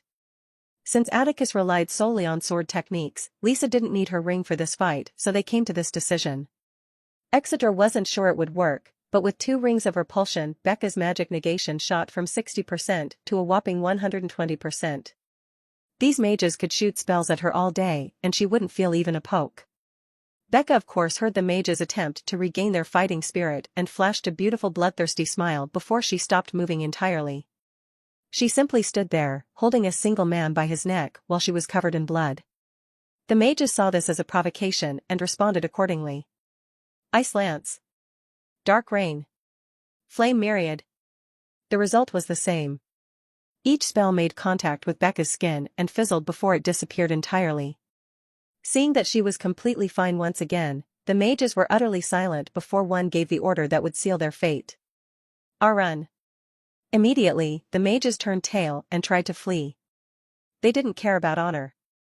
They didn't care about Atticus. All they cared about was getting away from the monster in front of them. Becca could only smile helplessly. These people clearly did not know her. She was a hunter. She was an apex predator. She would never allow these men to get away. While Becca was hunting down the rest of the mages, Atticus had picked himself up out of the rubble and faced Lisa with furious icy blue eyes. You bitch. You're going back in that cellar. He unsheathed a longsword from his side and rushed forward, bringing his sword into a downward swing. Lisa blocked his blow with some difficulty before responding. Please don't say things like that or he'll kill you before I get to. Atticus briefly looked over at Exedra and gulped when he saw the dragon's eyes glowing in rage. This reminder allowed Atticus to realize there was only one way for him to live. Escape. I have to escape. Even if he defeated Lisa, there was still an enormous dragon standing nearby and watching his every move. He had no doubts that if he killed her, this dragon would turn him to ash. This brief distraction allowed Lisa to break their stalemate before launching her own flurry of attacks. Atticus was stage 2, so he defended with ease, but surprise still shone on his face. She's good, too good. Where the hell could she have learned this? She's evolved now too? Just what the hell happened when you ran? In his memories of Lisa, she'd never held a blade in her life unless it was to cook. So why was she suddenly so talented? Not only that, her lightning was so potent and powerful that it almost felt like it was her natural affinity. But that couldn't be possible, right? Seeing an opening, Atticus parried her trident before giving her a hard kick to the stomach that sent her skidding backwards. Lisa coughed furiously before looking at Atticus with hate-fueled eyes. Even if you know a few tricks, you cannot overcome the gap between us with just this. Give up. Atticus taunted. While Lisa was good, she was still only stage 1 and could not kill him unless he got incredibly sloppy. He was hoping he could break her spirit enough to cause her to falter and allow him an opportunity to flee. Lisa stood up and spat out a mouthful of blood. Atticus' kick contained a bit of his aura that penetrated her body and did damage to her internal organs. With a sigh, she closed her eyes to concentrate and inhale the night air. Seeing an opening, Atticus quickly took a giant leap backwards. There were underground passageways out of the city that wouldn't be blocked by the walls of ice, so his only hope was to escape that way. As Atticus got further and further away, he smiled when he thought he might have escaped his fate. Lightning Bane. Lisa muttered the name of the spell she'd so painstakingly mastered, and her body was flooded with a new energy. Lisa fought the urge to release a moan of satisfaction when she felt the new power coursing through her body. With the lightning affinity in her possession, Lisa could now use this double-edged spell for much longer and withstand much of the backlash. She said a silent thank you to Layla. It looked like all her time spent mastering this spell was not going to be in vain. Lisa unfurled her wings from her back before she disappeared from where she stood in a burst of lightning. Atticus was a good distance away when he suddenly felt the hairs on the back of his neck stand up and just barely managed to avoid a slash from Lisa that would have decapitated him had he been even a millisecond slower. The knight was utterly horrified to see that not only had she caught up to him with ease, but the power flowing from her was much more overwhelming than before. Is this really Lisa? He could not fathom how she had become such a monster in such a period of time. She suddenly disappeared from his vision and appeared above him, unleashing a rain of quick spear thrusts, like a goddess of lightning. Atticus' nightmare only worsened when he realized that not only was this enemy's speed increased, her strength had grown monstrously as well. Each time he defended against her blows, his arms trembled so terribly he believed his bones would shatter. Blade onslaught. Atticus' sword began to glow with a vibrant blue light as he unleashed his most powerful sword technique. He no longer cared about escape, he couldn't even think about aftermath. His years of night training kicked in and all he cared about was killing his enemy before she killed him. With a swing of his sword, Atticus unleashed countless arcs of energy from multiple directions. What he saw next made him completely lose all hope. His attack connected, and cleaved the beautiful woman in pieces from every direction. Left, right, up, down, she was cut from every angle imaginable. So why was there no blood? Instead, Lisa's body parts were connected by strands of electricity. It was almost like, lightning body? But that would mean. You had an affinity this whole time? Lisa gave the man before her a pitying look. No. Then how do you have it now? He roared. She pondered for a moment before responding with a warm smile. My husband's grace. Suddenly, thunderclouds pooled from every direction above Lisa's head. Atticus watched as an enormous bolt of lightning fell onto Lisa's body. There was a small explosion and a cloud of smoke before Lisa was revealed in her true glory. She was about half the size of Exedra, yet she was much more majestic and captivating. Her long serpentine-like body was covered in glimmering cyan blue scales, with jagged amber spikes running down her back. Her large and imposing wings crackled with wild electricity. With a roar, her eyes changed into a blinding white and the clouds surrounding her thrummed again before they came to life. Bolts of lightning dropped down from the sky and circled her majestic body before they merged and changed shape. Miniature Eastern-style dragons roared alongside their creator as they danced in their majestic light show. Seeing the overwhelming beauty and raw power on display, Exedra was falling in love with his wife all over again. Such an awe-inspiring display also solicited a tear of appreciation from Becca as she admired her friend's battle from atop a pile of bodies. Filios Meos pass. At Lisa's dominant command, her summoned dragons ceased their dance and turned their focus to a trembling Atticus. One by one, each of her summoned children dove headfirst towards him. He opened his mouth, perhaps to beg for his life or maybe because he believed he could still sway the dragoness in front of him with sweet words as he did so many years before. The words would never reach Lisa's ears as Atticus was continually struck by torturous bolts of lightning. His screams rang out throughout the night, making his suffering known to any being who could hear. His evolved body did not seem to be providing any shields from the immense pain he felt as he was eaten by lightning. His anguish lasted for only a few seconds before his screams slowly lost their intensity and the light left his eyes. Lisa let out a roar from the depths of her soul to declare her victory. As buildings around her crumbled from the sound waves, another bolt of lightning struck her body and she re-emerged once again in her human body. Suddenly, she was hugged from behind by a man whose presence she knew very well. How do you feel? Exeter's words sent shudders down her spine as she leaned into his embrace. Like I am free. I am so proud of you. Like that the two shared a warm kiss in the city filled with death as they celebrated a closed chapter and their new beginnings. After Exedra and his wives returned, a small detachment arrived at the city surrounded by ice. The one leading the 12 men was a tall man clad in white and gold robes. Father this. Stand back. The soldier obeyed him and the man held out his palm. He chanted a few words under his breath and a blade of golden light appeared on his hand. Bomm. With a single swipe of the air, the man cleaved through Exedra's seemingly impenetrable wall of ice and the men hesitantly ventured inside the city. What they saw was a hell unlike any other. A city corroded by smoldering black and purple flames with fields of dead lay before them. The men began scrambling to search for survivors, but the ones they did find attacked them as if they were rabid. It was then that they examined the bodies closer and realized that all of the dead appeared to have died in conflict with each other and not an outside force. The man in the white robes simmered with anger as he thought of what unspeakable creature could have unleashed this horror. "Your Holiness, what should we do?" The man pondered for a long time as he stared at the corpses of a family in front of him. "Summon the angel. They're here. It's time." Luzaman had come bright and early to collect Exedra and bring him before the sins. His wives and daughter who wouldn't be attending the meeting each gave their own goodbyes as he departed. Truthfully, they were slightly worried about how things might go with the demon lord's tendency for violence. But they trusted their husband to come back unscathed and with news of what this whole thing was about. As Exedra and Luzaman silently approached the meeting room, the succubus couldn't help but give the man next to her sideways glances. He seemed to be completely calm and not at all fearful of what might occur. She knew he was not naive enough to believe that the demon lords would never hurt him, so where did this confidence come from? Unfortunately, as they arrived at their destination, she ran out of time to ask. Without waiting for another word, Exedra pushed open the large double doors and entered fearlessly.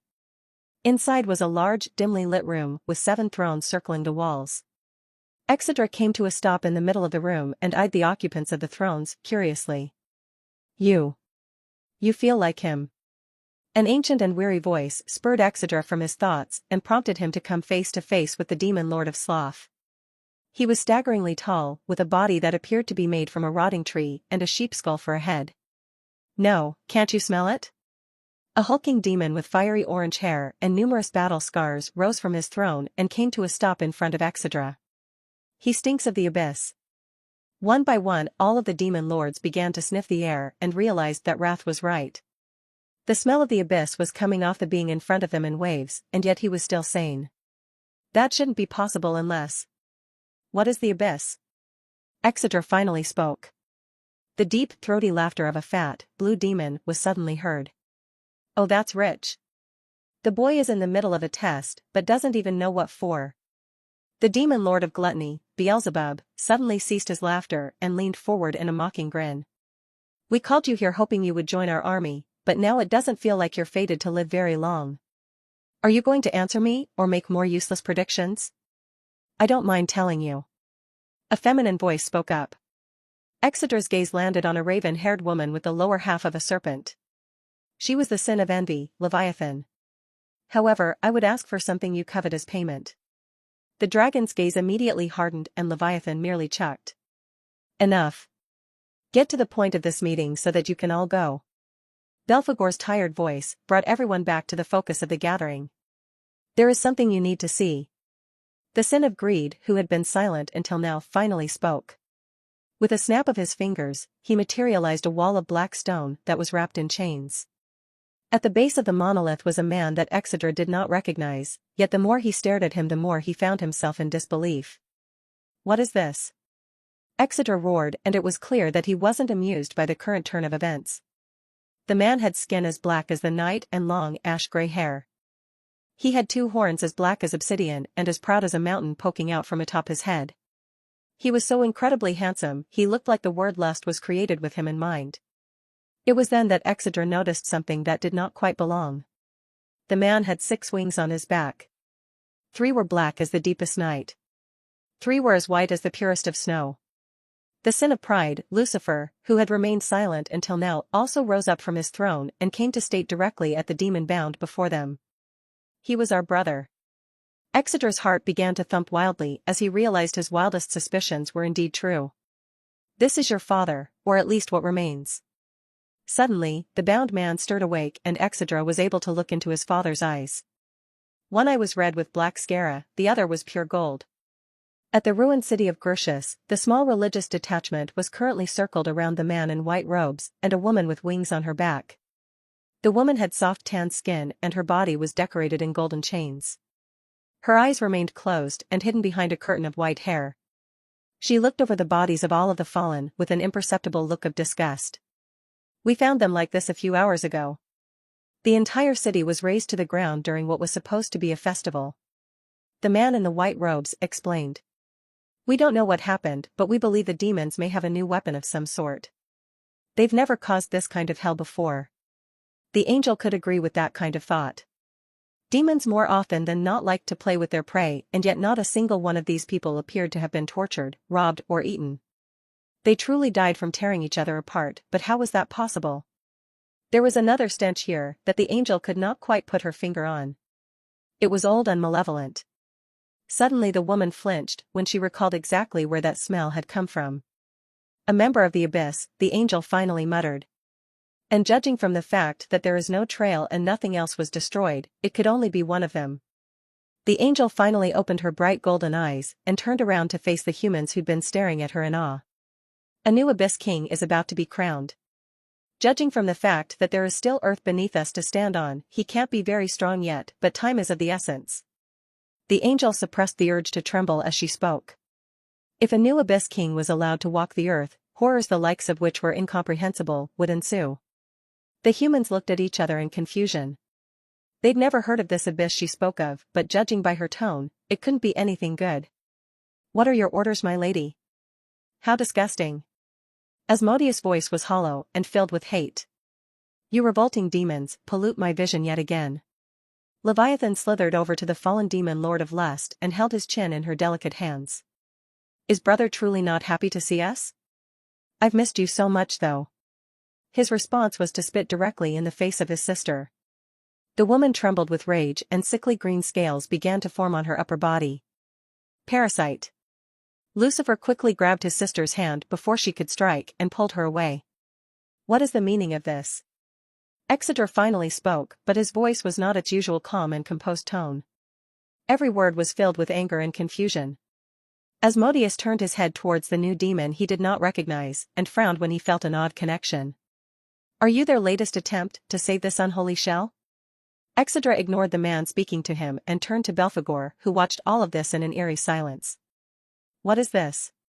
Belphegor debated over how to answer that question, but instead just decided hiding the truth would be too much work.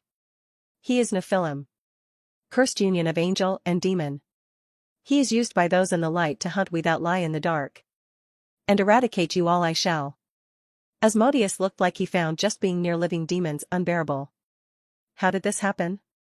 I was blessed by Mother Ashira herself in hopes of cleansing my filthy soul and given rebirth as a dash. Alright, that's enough. The sin of greed snapped his fingers once more and Asmodeus' eyes bulged before he fell into a deep slumber. Why did you do that? Exeter was confused. Were they trying to hide something from him? Cease your delusions, stupid nephew. Beelzebub could tell by Exeter's worsening frown that he was thinking something unflattering. His mind has been altered by the one who changed him. Arnu empty set be. And who might that be? Leviathan had calmed down from her earlier insult and spoke venomously, the human king and his 4 elites. Humans. Exeter's blood began to boil. An attack against his father was an attack on him. The humans had taken his father from his mother and condemned her to a life of unhappiness. He said a silent vow to wipe the humans responsible out entirely. He would make last night's events look like child's play. But first, how do we fix him? The demon lords all looked at each other before Beelzebub answered, You can't. That is not why we brought you here. Exeter didn't like where this was going. Lucifer unsheathed his large greatsword from his back and held it to Asmodeus' neck. I will kill him, and you shall feast on his remains. When it is done, you will take his place as the sin of lust. The dragon's world was spinning. He'd just found out his father was alive and now he was being told to eat him? Become a sin? What does that even mean? We primordial demons draw strength from each other.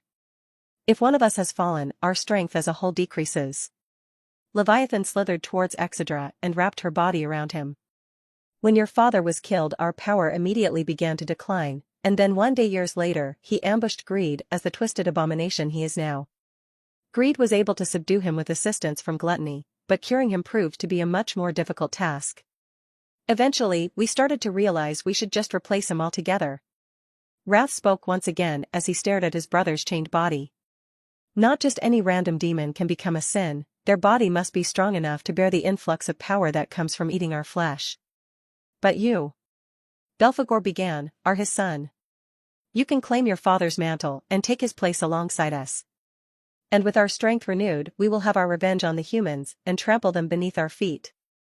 Wrath roared. Pride walked towards Exedra and stared directly into his eyes. You have his will somehow, but that is not enough. For demons to claim their rightful place above the humans, the 7 of us must be united. System, is there a way to save him? Exedra had never been as desperate for anything as he was now. Even though he wanted the power being offered, the memory of how his mother longed for his father made him falter. She'd given him too much for him not to put her needs first. If he can, he'll save his father at any cost so that they could be reunited. While he wasn't used to relying on the system, he hoped he could place his faith in it now. There is. Exedra smiled when he heard the words of the system. However, there's a high chance of failure and the side effects could be dire. I don't care, just tell me how to do it. Anything was better than the current situation and Exedra was not afraid of gambles. As the system explained the absurd plan it has concocted, his head began to hurt more and more when he realized why he was given a warning before. What's with the crestfallen look? Are you not elated to just be handed this level of power? Wrath questioned. He couldn't understand why Exedra looked like this was a difficult decision. Doesn't everyone want power to trample over others? Is bringing death not the most fulfilling thing? Just thinking that he might refuse made him angry. They would never find a more fitting vessel for Asmodeus' sin than his own son. Finally, Exedra removed the earring from his ear and changed it into a serrated dagger. He walked forward and kneeled in front of his father's slumbering body before plunging the dagger into his chest. Exedra carved open his father's chest and exposed his heart. With all of the sins watching, instead of pulling it out entirely, he took his knife and sliced off a piece and ate it. Beelzebub, we don't have time for you to eat him at your leisure. Belphegor, eat him quickly so that you can all go. Leviathan, give me a piece. Unfortunately, Exedra could no longer hear any of him. As soon as the flesh touched his tongue, the dragon's soul was immediately broken. 100 years. If you asked Exedra how long he felt like he was screaming out of his body, that would be his answer. When his soul shattered, he was immediately embroiled in the most insufferable pain imaginable. It was seemingly never-ending and his mind had long since collapsed from the burden. In the end, as his soul felt like it would turn to dust in the void, he didn't even have the presence of mind to say goodbye to his loved ones or to profess his sincerest apologies. My sweet grandchild. Let me help you, okay? Exedra slowly felt his consciousness being put back together again. While the process was painful, it did not cause him nearly as much discomfort as it did when his soul was originally broken. It felt like hours went by as his soul was slowly made whole again, piece by piece. Suddenly a warmth began to spread through him and all of the pain he felt disappeared as if it were a dream. He felt as if he was being pulled somewhere by some outside force, and when his surroundings changed he found himself in a throne room in front of a red-haired naked man and 5 women. He could not see their faces, nor could he notice any details about his surroundings. He tried to speak, and to ask them where he was, but it proved to be of no avail. One of the women came down from the steps of the throne and walked towards his floating soul. She gingerly took him into her hands and brought him close to her face. What a naughty grandchild I have. You should know better than to try and cheat the rules gods have laid out. But I don't dislike that. A male voice spoke. The red-haired man slowly rose from the throne and Exedra gasped when he saw his wings. They were truly unlike anything he'd ever seen. Unlike the white wings of an angel or the black ones of a demon, this man's were brilliantly vibrant and he could not tell what color they were. In one moment they looked red, the next a bright cyan, and then an illustrious gold. He was so captivated by the man in front of him, he did not even notice that the woman holding him was now holding him as if he were an offering. The winged man took him into his hand and stared at him curiously. What an odd little mishmash you are. He is still our grandchild. The woman protested. Of course he is, Igrat my dear, I did not mean to imply otherwise. Humph, as long as you're aware, husband. The man chuckled before he turned his attention back to the flickering soul in his palm. A human that does not belong, a prince of the dragons and a future leader of the demons. Oh?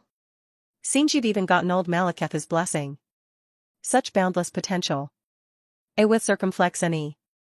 Exedra got the same feeling from this being that he did when he was blessed by Malekith. He could hide nothing. His life, his death, his hopes, his dreams, his sorrows, his joys. They all felt like they were revealed in full display, and he could do nothing but wait until the being found what he was looking for. Oh? Receiving help from a god of destruction and creation as well, huh? What? Igrat was immediately alerted. What would one of those pesky gods want with my sweet baby? The man fought the urge to chuckle when he heard the way his wife was referring to their grandchild. Your sweet baby is responsible for the death of an entire city. So? Igrat tilted her head as if she truly did not understand where the problem lay. I forgot who I was talking to. The man chuckled before returning back to Exeter's soul. It doesn't seem like Yaldabaoth wanted to harm him, more so he plucked him from his old world for a greater purpose. I don't care about that, I just want him to stay away from this sweet boy. Again, he dash. I don't care. The man signed before he examined Exeter's soul once more. Your potential is some of the most frightened I've ever seen. Why Mother allows something like you in her world is something I will never understand. The man smiled and Exedra could barely make out his eyes that glowed an intense red. Since she has no intention of interfering, let's have a little fun with this, shall we? The man held out his other hand and a black orb with a purple symbol appeared. This is what you want, right? Exedra tried to scream yes, but it was to no avail. Luckily it seemed like this man understood him anyway.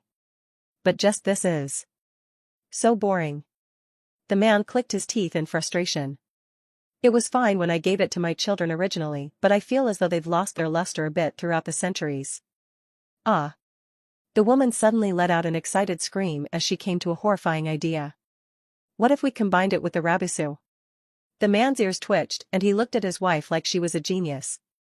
Hey. I'm never making you anything again, you ungrateful bitch. One of the women screamed from beside the throne. I'll make it up to you, Lilith, I promise. Igrat flashed her a helpless smile. Humph. Was her only reply before she turned away. But we cannot give him such a powerful army, they would undoubtedly destroy the balance. The man reasoned. I'll just keep 95% of their power here and give them potential to grow. Igrat looked at the man like it was obvious. Huh. An obvious solution indeed. Igrat brought out her own black ball, with a much more jagged and demonic-looking symbol, and came closer to her husband. Shall we get started? Exeter's soul was currently floating in front of his grandparents as they discussed something between themselves. He thought they were about to give him two good things, but it seemed like the woman was suddenly bothered by something and pulled the man aside. I want you to cleanse him of that filthy god. The man put on an exhausted expression like he'd already expected this.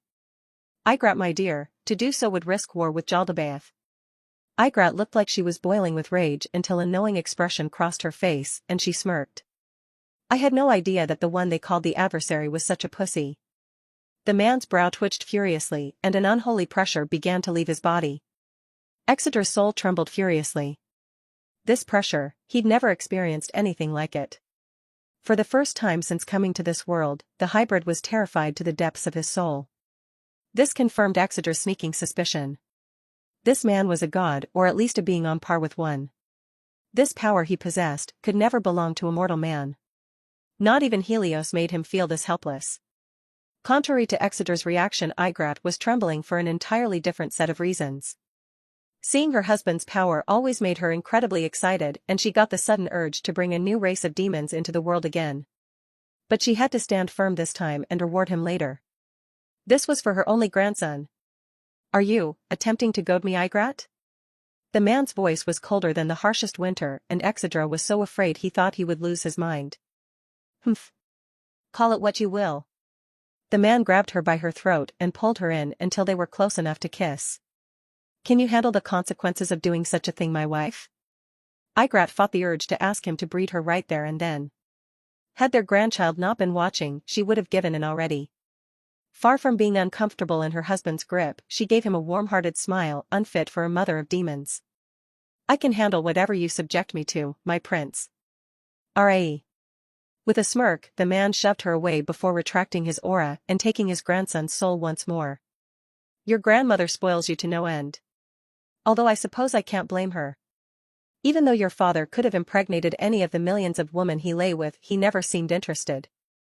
I'm sure she'd lost hope she would ever have a grandson like my other wives. That's right, and now that I have him, I'll give him all the tools he needs to conquer.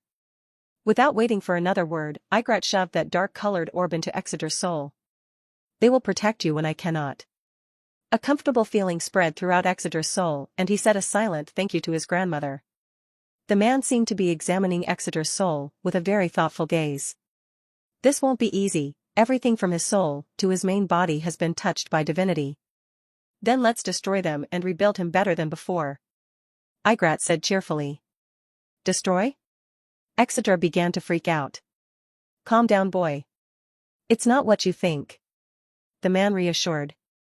Actually, he began to have second thoughts. It is, but it's okay, you won't stay dead. What? We won't be able to hold him here much longer. Igrat warned. You're right. The man looked deeply into Exeter's non-existent eyes and gave him a clear warning. Listen to me, boy. Everything and everyone that you hold dear, hold on to them with everything you have. Before Exeter could even begin to question why, the man began to rip out chunks of his soul with his bare hands. The pain of having your soul forcibly torn apart is so incomprehensible to the mind that, in an effort to protect itself, the psyche can be destroyed. Who am I? It hurts. Where am I? It really hurts. Why is this happening? I feel like I am dying. As Exeter began to lose all sense of individuality, a single spark flickered in his mind. Suddenly he saw the outlines of various women and a small child. Who are you?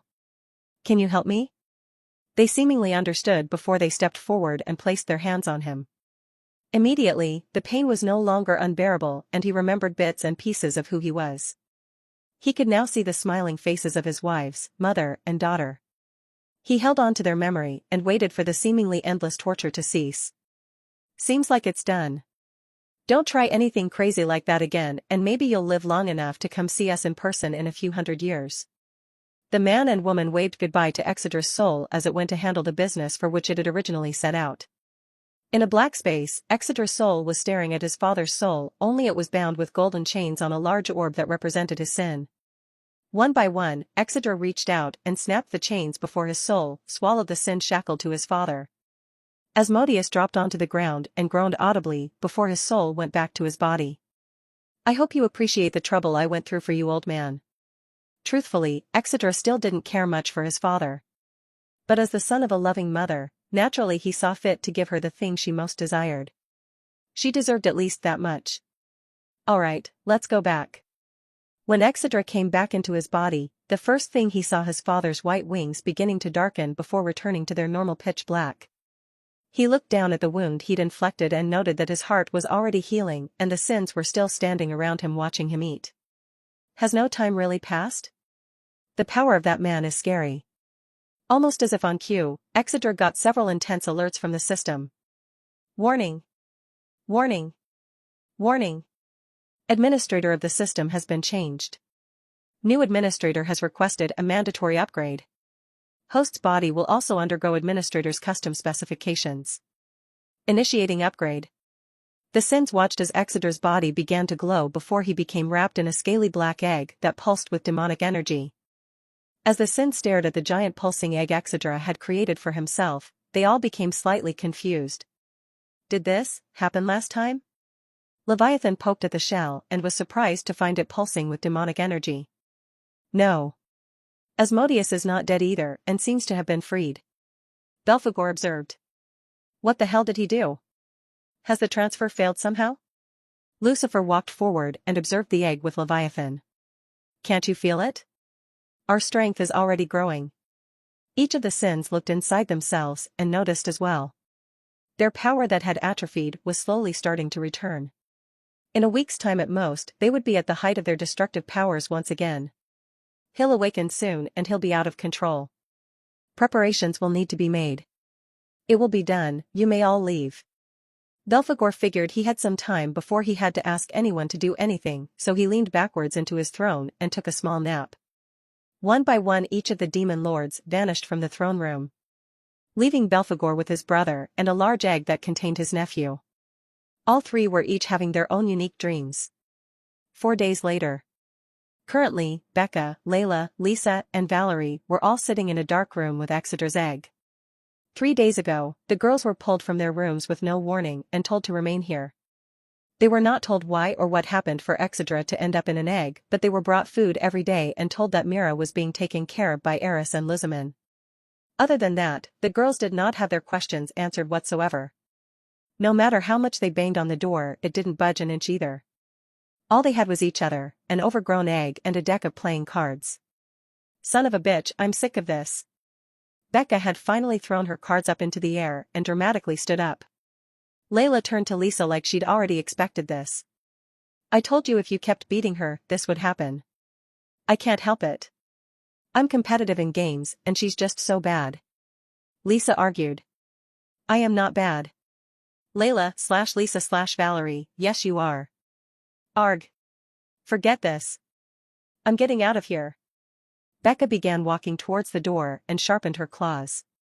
How long do you think it'll take before she gives up this time? Valerie leisurely said as she reshuffled the deck so that the girls could play by themselves. Beta. 5 minutes. 10. Lisa and Layla looked at each other before silently shaking hands and signaling the start of another bet. Bang. Bang. Bang. Oraya. Becca began to furiously strike at the door, determined to break it down by any means necessary.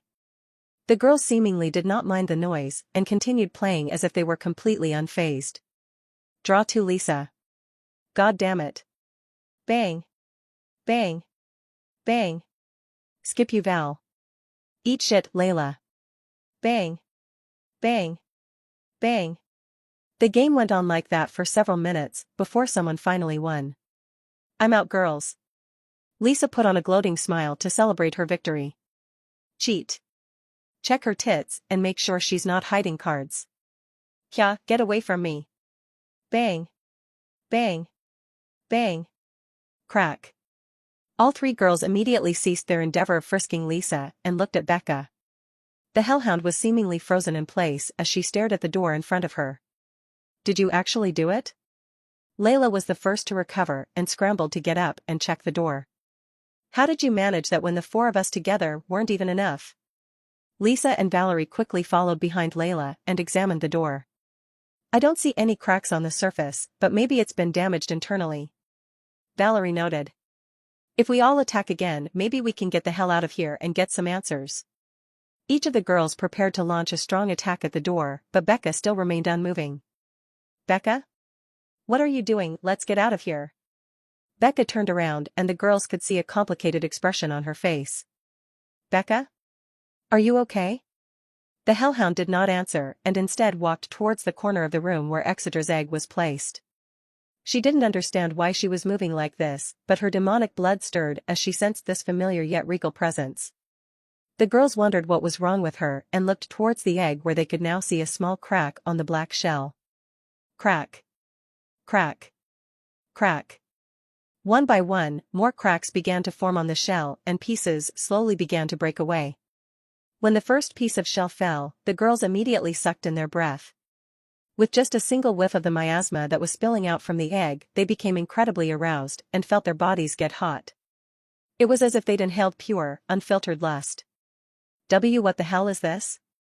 Valerie was undoubtedly dealing with it the worst as she'd never been exposed to Exeter's powers before, so she had almost no mental defense. She had to bite her lip to prevent herself from stripping off all her clothes immediately. Lisa and Layla weren't doing much better. Even though they'd experienced their husband's power over their bodies before, this intensity and desire they felt was almost incomparable to before. Larger and larger pieces of eggshell fell to the floor and what was revealed was Exedra? H's. I thought they said Exedra was in there? It's him, I can feel it, but... Slowly the man the girls were all staring at rose up from the ground and the girls could now see the man they supposedly knew in all of his glory. His identity was completely confirmed when he opened his eyes and the girls saw his familiar red and purple irises. Avernus, the god's realm. Husband, do you think we gave him enough? I'm worried we didn't give him enough. Igrat was pacing back and forth with a thoughtful expression as she obsessed over her grandchild's well-being. Her husband was currently lying on a lavish bed in the embrace of his other wives as he listened to her concerns. You'd give that child every artifact and item in our possession if I allowed it. And it still wouldn't be enough. The man simply rolled his eyes as he planted a kiss on one of his wives. Will you stop worrying and come join us? We've given him plenty already, anything more would threaten the balance. Besides, the boy seems plenty capable. You're right, I guess. Ygritte nodded and prepared to climb into bed with the rest of them when suddenly their surroundings began to tremble. Huh. It took him longer to get here than I thought. The man seemed to be slightly disappointed as he rose up from the sheets and stretched his pale body. Suddenly, a booming masculine voice echoed throughout his entire realm, setting off earthquakes throughout the land. Samwell. If before Exedra was the most handsome man imaginable, now he looked like the embodiment of a woman's desire. He was radiating an aura that promised conquest whether in the bedroom or on the harshest of battlefields. Exedra was always tall, but now it looked like he'd grown even taller and stood at a menacing 6 feet 7 inches. While his previous body was muscular, it paled in comparison to his current physique. His body was bulkier, his shoulders broader, and every muscle underneath his tanned skin looked like it possessed overwhelming power. His long blood-red hair had now become a wavy black that ran down his exposed back. The tattoos that covered his upper body were now concentrated on the left side of his chest and ribs. Behind his back swung a thick draconic tail with a serrated blade that looked like it was made from precious metals. His face was so much more handsome that had his wives not recognized his aura, they wouldn't have known it was him. He was the embodiment of sin, created by the devil himself, whose existence served to send women spiraling into the depths of depravity. Honey? Lisa hesitantly called. Exedra slowly lifted his eyes from Becca, who was kneeling in front of him, and stared at the other women present. Just the weight of his gaze made the girls shiver, and they felt their legs twitch reflexively. Hey! His eyes. Layla was the first to notice that Exedra's eyes were unfocused, and even though he was looking at them, he didn't seem to actually see them. They each took turns calling out to him, but their words fell on deaf ears as his body swayed seemingly in a trance. Suddenly, he moved from where he stood and stood directly in front of Lisa and Valerie. He inhaled the thick scent of arousal he could smell permeating off of each of them before he reached out and lightly stroked their cheeks with the back of his hand. Immediately the girls shuddered and lost all of their inhibitions. Valerie hadn't taken her eyes off Exedra, or more specifically his member that was exposed to the room. Too big. The arousal that she felt when she saw his new face and body became muddled with fear as she stared at his frightening manhood that wasn't even erect. When his warm large hand touched her cheek, Valerie's body was flooded with desire. I'm sorry for this, guys. She barely maintained the presence of mind to apologize to his wives as she pulled Exedra in for a kiss. Becca was still in her bloodline-induced trance and showed no signs of caring. Lisa did not even pay her apology any mind as she slipped out of her clothes to join them. Her husband's touch was more than enough to send her hormones into overdrive, and she needed him to put out the fire he'd started. Only Layla seemed to maintain the presence of mind to comprehend Valerie's words, but she was quickly losing the mental battle as well. Not just his appearance, but the aura he released was almost enough to send her over the edge on its own. Valerie felt her mind go blank from the instantaneous pleasure brought from kissing Exedra and grew bolder as she started rubbing her hands along his sculpted body as if she wanted to memorize every detail. The shame she felt from doing this in front of a man and his wives somehow multiplied the pleasure she felt as she let herself fall deeper and deeper into her lust. New. Unbeknownst to her, her irises were flashing between their usual warm brown and an illustrious pink. Lisa soon joined the two and made it clear she desired the same treatment. Valerie whimpered when Exedra broke their kiss to focus on Lisa as the addictive sensation of his warm lips and tongue left her desperately wanting more. Suddenly she felt something poking her stomach and gulped when she saw that Exedra was hardening rapidly. Valerie almost became too afraid to continue, but then a thought bubbled into her mind. If I felt that good from just a kiss, then how good would this feel? Determined to find out, Valerie dropped to her knees and wrapped her hand around his member. After she was momentarily stunned by the radiating heat, Valerie opened her mouth and licked up his long shaft before trying to take it into her mouth. Immediately a feeling of euphoria shot directly to her brain and she was over the moon. She hungrily took him deeper and deeper into her mouth, her body suppressing its gag reflex as she tried her best to bring him the utmost pleasure. Eventually Layla sighed and dropped her resistance as well and let her black dress fall to the floor. She kneeled on the floor next to Valerie and the two women took turns servicing the lustful dragon. Exedra's hazy eyes drifted to the kneeling Becca, and with one look she understood that she was being summoned as well. She stood up and stripped out of her clothes, letting her massive breasts bounce around freely as she walked towards this man she could not deny. Seeing all of these women around him with various yet equally delectable bodies, Exedra grew even more aroused, prompting his member to grow even larger, much to the delight of Layla and Valerie. The girls had long since realized that the more of him they took inside, the better they felt. There wasn't even any discomfort when they took his massive member down their throats. It was as if all of their pain was being converted into the most unholy of pleasure. Becca approached Exedra hesitantly, and unsatisfied with her distance, he wrapped his tail around her waist and pulled her in closer. His left eye glowed amethyst before he began to pinch and tease her massive breasts. Ah. HNN. MMF. Becca, Lisa, and Layla each felt the sensation of their breasts being toyed with and released simultaneous moans of pleasure. It's so much stronger than before. Just by simply having their nipples toyed with for a few seconds, the women were already on the verge of orgasm. Valerie removed Exedra's dick from her throat and looked around in utter confusion. Lisa and Layla were trembling and drooling in pleasure even though they weren't being touched. As the girls' moans became louder and louder, Valerie finally couldn't take it more and stripped off all her clothes as well. She had defined six-pack abs and a soft golden tan. Despite her muscular physique, her breasts and ass were quite impressive, only being a bit smaller than Becca's. Please, I don't care what you do, just make me feel good too. Valerie pleaded. Her irises were now completely pink and there was a clear stream of liquid running down her muscular legs. She didn't care about the aftermath or even what this might mean for their relationship, all she cared about was that he quelled these burning urges inside of her. Exedra could feel the desire flowing off of her body in waves, and it served to entice him all the more. He separated from his wife's embrace, leaving them panting and slightly delirious. Kaya.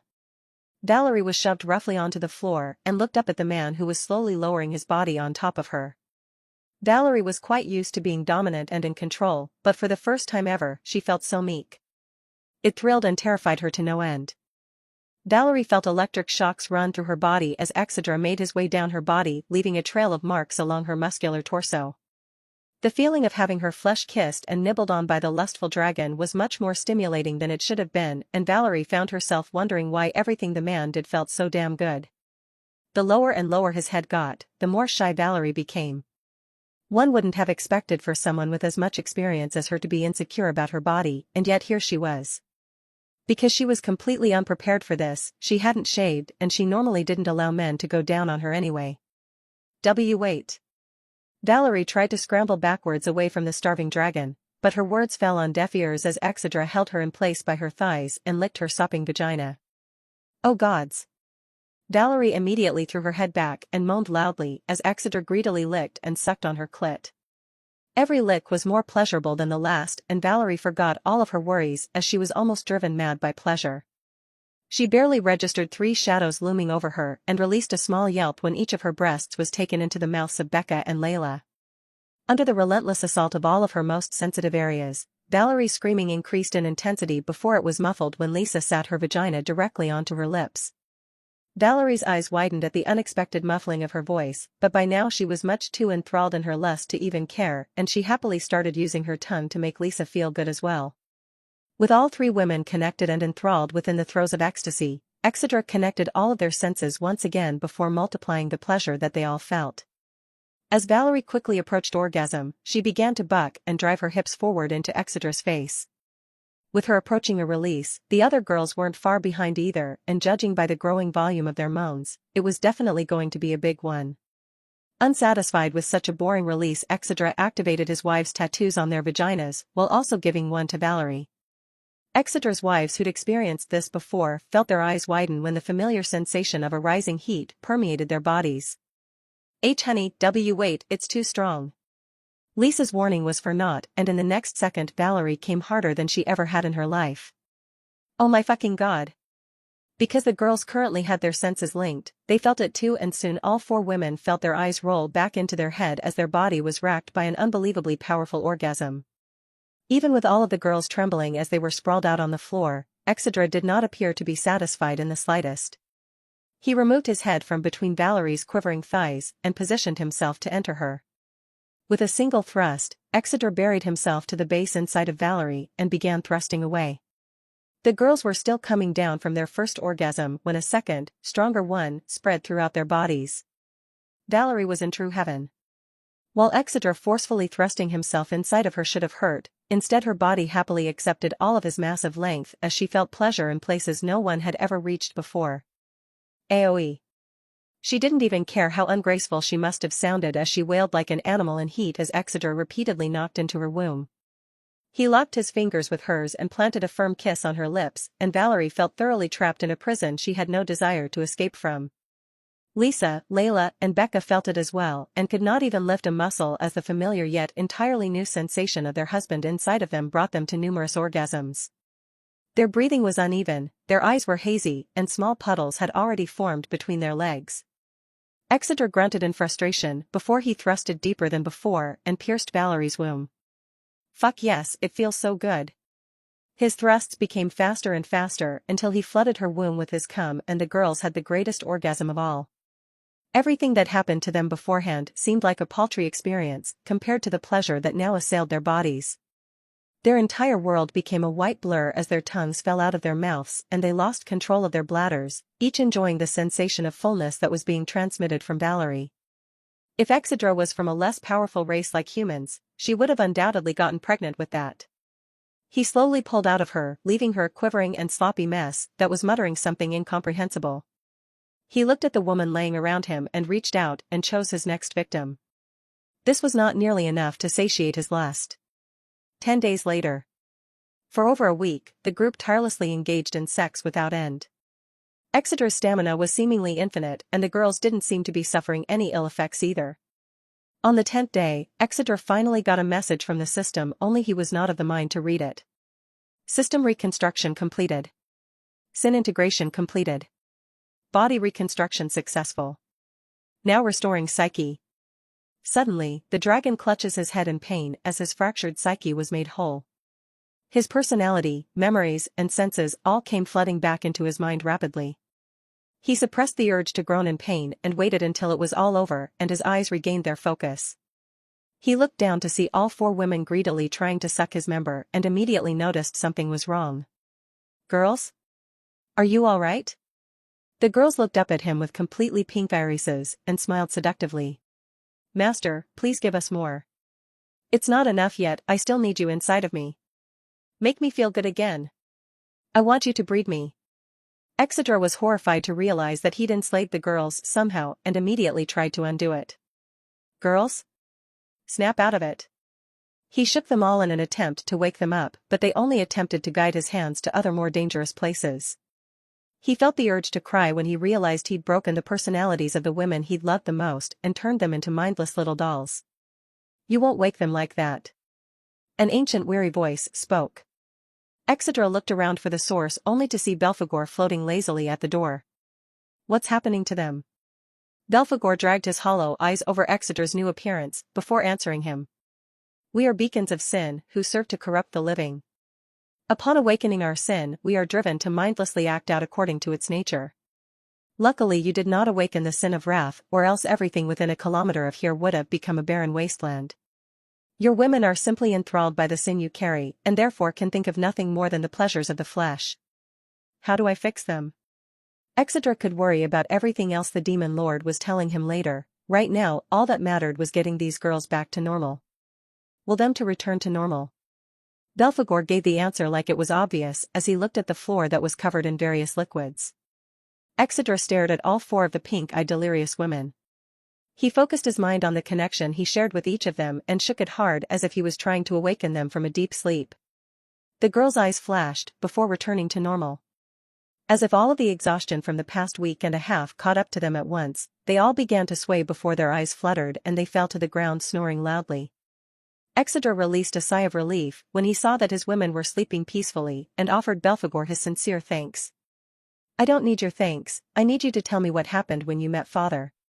The dragon could only nod his head when he realized he was in for another long and arduous conversation, but this time he knew what questions to ask. You can tell that I met him? Exedra asked in mild surprise. Belphegor snorted in contempt. You're different now. I'm surprised you haven't realized it yourself. Not only because you now bear a sin, but you've also convinced him to give you something extra. Exeter took only a moment to check and was able to confirm Belphegor's words. His body was coursing with power, the likes of which he'd never felt before. Not only that, his body now felt perfectly in balance, as if he had no shortcomings. With a quick glance at his system, he was able to confirm it. Exeter Draven. True name, Abaddon. Race, demonic dragon of abyssal lust, enhanced hybrid variant. Sin, lust. Status, fine. Level, 65. Age, 18. Times evolved, 0. Health, 75,000. Strength, 33,000. Endurance, 33,000. Agility, 33,000. Mana, 33,000. EXP 4,659/156,000. Affinities, darkness, fire, death, ice. Lightning.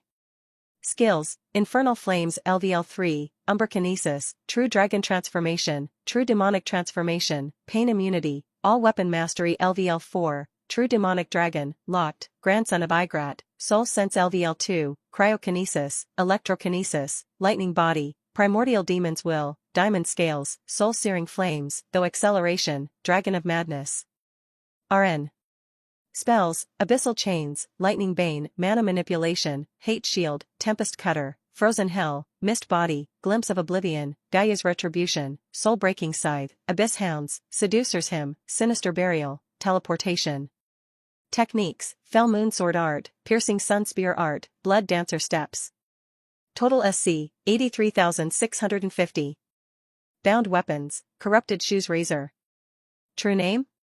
Exeter stared in confusion at the new section of his status. Ah. So that's what's different.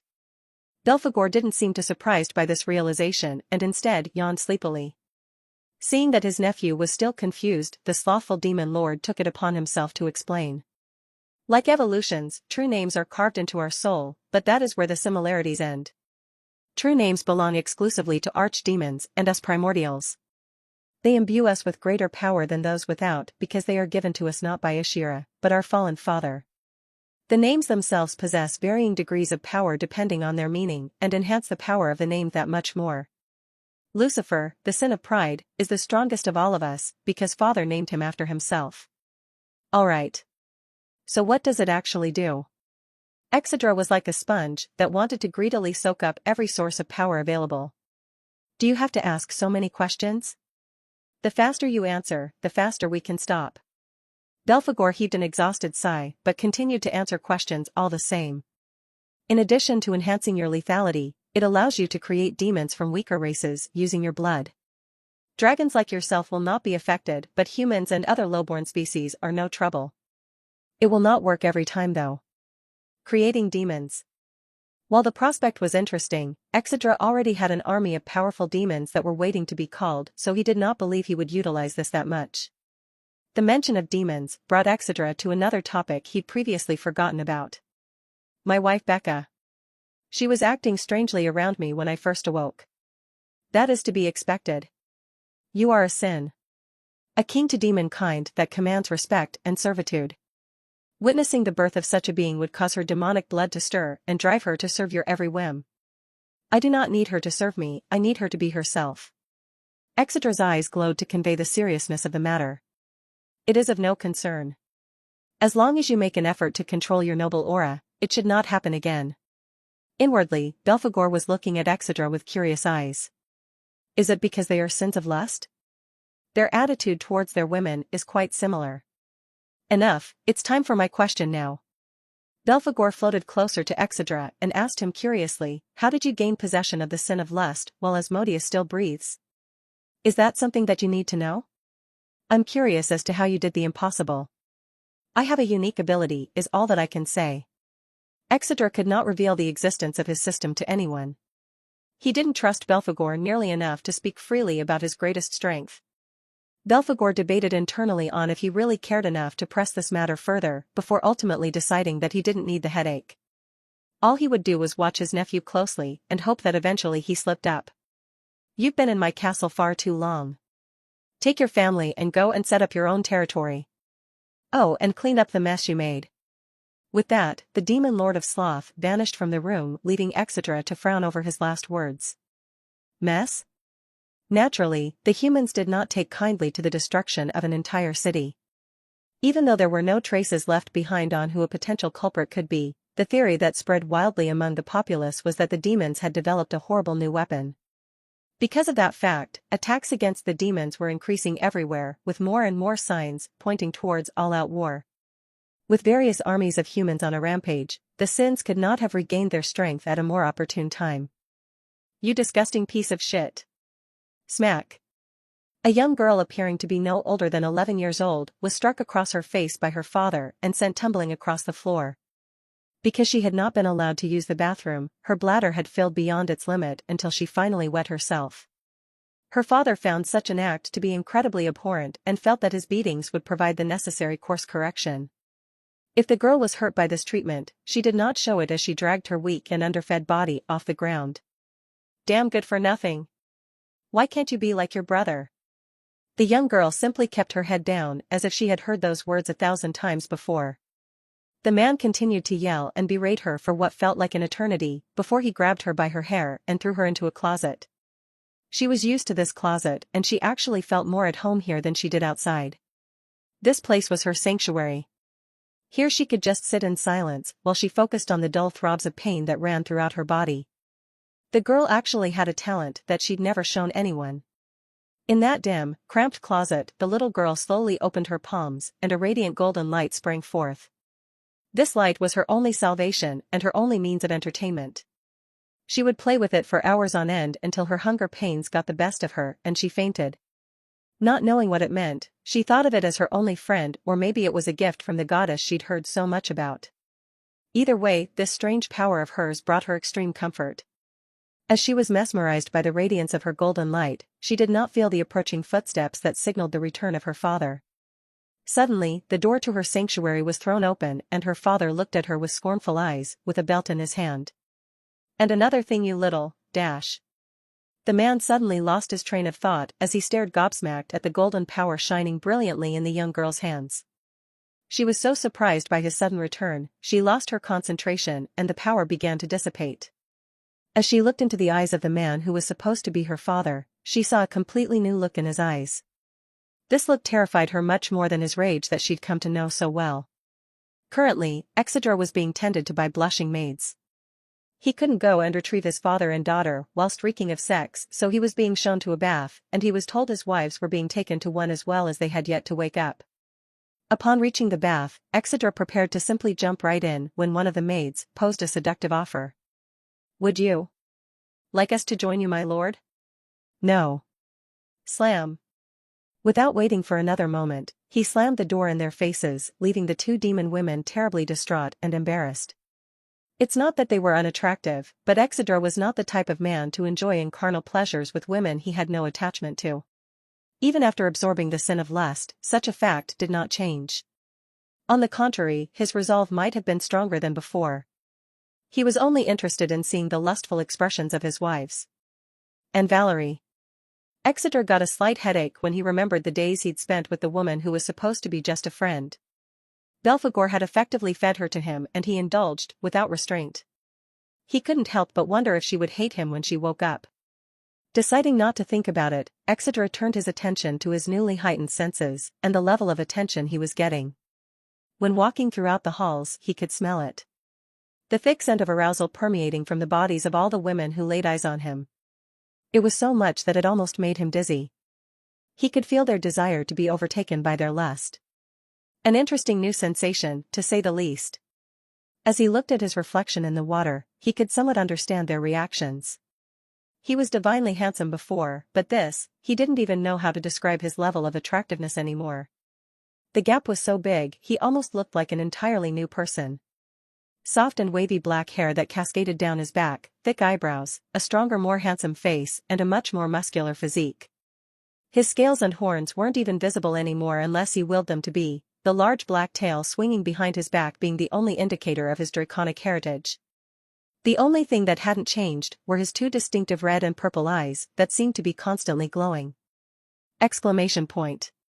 Exeter was alarmed when he sensed a presence in the room and turned to the source only to see a single red eye staring at him from the shadows. Another Abyss King? Who are all of you, and what do you want with me? After experiencing the malevolent pressure of his grandfather, Exeter found that everything else paled in comparison. Not only could he look this strange being directly in the eye, he could even attempt to converse. Unfortunately, he received no reply until the eye vanished and he was delivered a message from the system. Host has impressed Fatum, the fifth Abyss King, by escaping certain death. Fatum has transferred to the host his original spell, Impending Doom. Impending Doom may only be used once every 2 years. With that, the eye disappeared, leaving Exeter in the bath alone once more. That's the one grandfather spoke of, right? How curious. He could only assume escaping certain death referred to his risky attempt to save his father. He'd look into the spell and his new system functions later, but for now, there was a more pressing matter. Exeter felt he'd stewed long enough in the bath and decided it was time to go find his daughter. He could only imagine how pissed she'd be at him for leaving unannounced for 2 weeks. I want my daddy. Mira cried. I want her daddy too. Luzman agreed. Meow. How many different ways do you want him to tell you he doesn't like you? Eris sighed as she realized she'd have to spend another day putting up with Myra's tantrums. The longer her father spent away, the worse she got. Knowing that the one you want to see is so close and yet out of reach is more frustrating than one might think. And without her mothers to help either, Mira was virtually uncontrollable. Luckily, she seemed to like Eris, so she listened to her occasionally, but anyone else would find themselves with a spear of ice in their head. Currently they were all sitting around in what had become Myra's room and the little girl once again demanded to see her father. I've told you, Mira, your daddy and mommies are undergoing a very special dash. Mira doesn't care. The small dragon gathered cold energy in her hands before launching a spike of ice at Eris. The dark elf sighed before she activated a barrier spell and the attack shattered against her defense. This girl is such a monster, she's getting stronger every day. Suddenly, the 3 women felt a presence at the door and all 3 showed visible smiles. Daddy. Mira ran past Eris and threw open the door to reveal her father. Staring down at Mira was an incredibly tall man with a transcendent appearance and wrapped in a red cloak. Mira didn't know who this man was, but then she saw those 2 jeweled eyes that she loved so much that they shared. Daddy? It's me, Mira. Exeter was surprised when, instead of crying and running to hug him like he'd expected, Mira simply held her arms out indicating she'd like to be picked up. The handsome demon obliged her and stared at her curiously while lifting her up. I thought you'd be upset with me, Mira. Bam. As soon as Exeter brought her close enough, little Mira jerked her head back and delivered a full-force headbutt to her father's nose. If Exeter didn't have pain immunity, it would have undoubtedly hurt a bit. Daddy left Mira for 2 whole weeks and didn't even tell her bye. Daddy is mean. Myra's face was visibly turning red and Exeter could see tears welling up in the corners of her eyes. I'm sorry, Mira. I never intended to be gone for so long after the meeting, but I got sick and your mothers and Valerie had to nurse me back to health. Exeter gestured to his new body and face as if you illustrate his point. You see that I look different, right? It's because they took such good care of me. And Mira could have helped too. Exeter wondered if it would have upset Mira more if he told her there was absolutely nothing she could have done. He knew the feeling of being helpless was not particularly enjoyable, so he elected to butter her up just a bit. You're right. Your dad will let you help next time he is sick. Exeter hoped with all of his heart that his bribe would work. He hated seeing his little girl so upset with him. Mira sniffled a bit before wiping the small tears from her eyes. Promise? I promise. Instead of saying anything further, Mira simply wrapped her arms around as much of her father as she could before laying her head on his shoulder. Mira is still upset. I'll spend the rest of my life apologizing. Good. Exeter chuckled at his daughter's antics before addressing the pungent smell that was permeating the room. He turned to see Eris, Luzman and even Megumin staring at him open-mouthed. Why you? Eris began. Do whatever you want to me, I don't care. Luzman offered. So I can punch you then? And no. What I mean is dash. I know what you mean, but it's not happening. Exeter rolled his eyes. How about I just watch next time you dash? No. His firm refusal brought Luzman's attention to another fact that she'd previously overlooked. This man now felt like a king. Luzman's body cried out for her to serve him.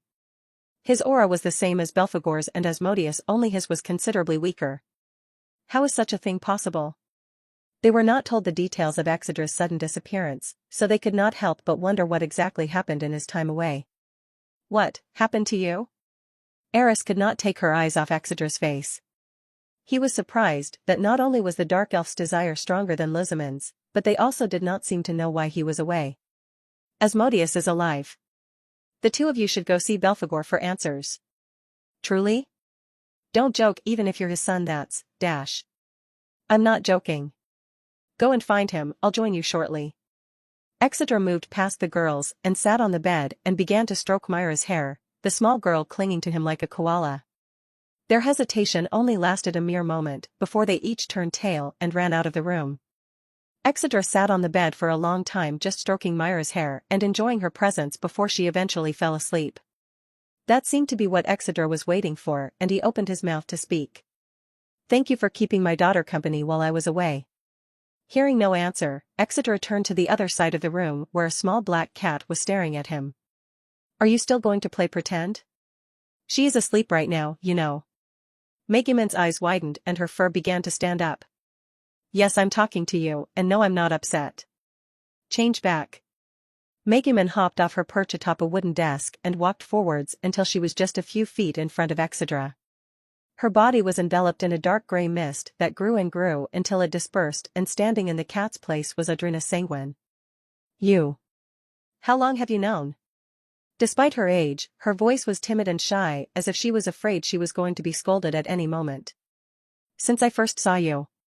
Exedra responded as if it was obvious.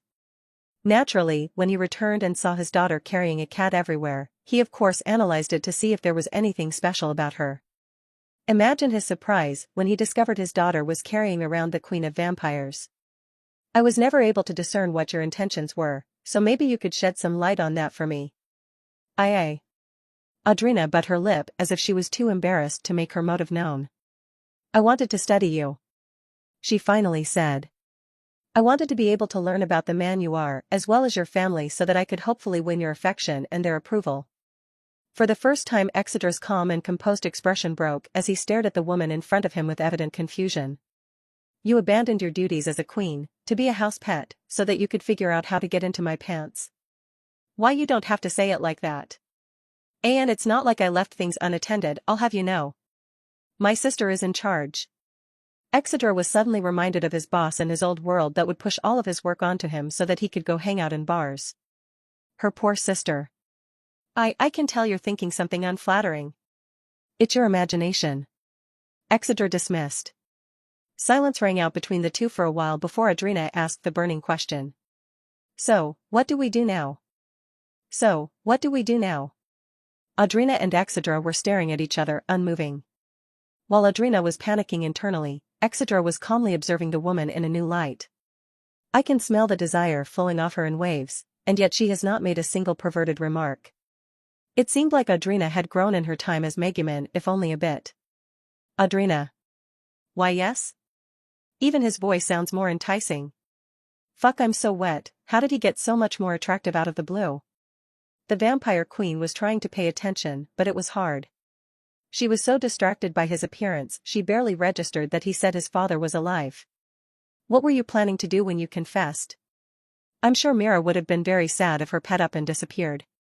Well, I planned to get her a new one before I disappeared that looked just like me. Adrina answered quickly. And if its behavior was different? Vampire mind control doesn't just work on humans, you know? She flashed him a proud smile that left the dragon feeling slightly touched. This woman had seemingly thought of everything in her effort to win his affections. He was more than a little touched, but... You know that I may never be able to return your feelings, right? Exedra was not one to beat around the bush. Adrina was too gorgeous a woman to be lead on, and the demon believed that being honest about his feelings was the best way to respect her. The vampire nodded and did not seem to be the least bit hurt by this statement. Even knowing that, you still plan to pursue me? I do. Her answer was swift and without the slightest hesitation. She boldly walked forward and placed her soft hand on his face. I don't need you to do anything special. If I can't make you fall for me within a reasonable time, I promise to give up. And what would a reasonable time be? Exedra normally would have smacked Audrina's hand away, but for some reason he did not mind it at the moment. Oh, just 100 years or so. His calm expression broke immediately, and he nearly choked when he heard the vampire's lengthy timeframe. What? It's not like we're human. As an evolved and a dragon, your lifespan is already extremely lengthy, and I am already immortal, so is a century really that long? Audrina did not understand why Exedra was looking at her as if she'd just said something outlandish. Alpha N. Exedra stared blankly at her before doing something that left the ancient vampire completely stunned. Pfft, you're surprisingly amusing. For the first time, Audrina saw the man she loved laugh and felt her heart skip a beat. She felt as if she could die happy right then and there while her ovaries began to ache as she imagined the man in front of her forcing her into all different kinds of positions. All right then, Audrina sanguine. Exedra rose up from his seat on the bed and offered the vampire queen a handshake. To the next 100 years. He looks so good, I want him inside me within the next 100 seconds. Audrina bit the inside of her jaw in an attempt to retain a semblance of control and took Exedra's outstretched hand. To the next 100 years. She soon returned to her cat form and crawled up into Exedra's arms alongside a sleeping Mira. Now that things with Audrina had been sorted out, it was time for him to go and see his father. He wasn't sure exactly what room he'd be in with the castle being so large, but he had other ways of finding him. They were connected now after all. Exedra opened a large ornate door that led to another bedroom where 3 familiar faces were waiting for him. Xing, Eris, and Luzaman were all standing around staring at a man sleeping on the bed. The man's chest was comfortably rising and falling as if he was having a pleasant dream. The girls had tears in their eyes whilst Xing was trembling. None of them even acknowledged Exedra's presence as they continued to stare at the man they believed was long dead. He's really alive. On the way here, Exedra had explained to Audrina the circumstances behind Asmodeus' supposed death, but she didn't believe it until right this moment. How were you able to free him? Audrina asked telepathically.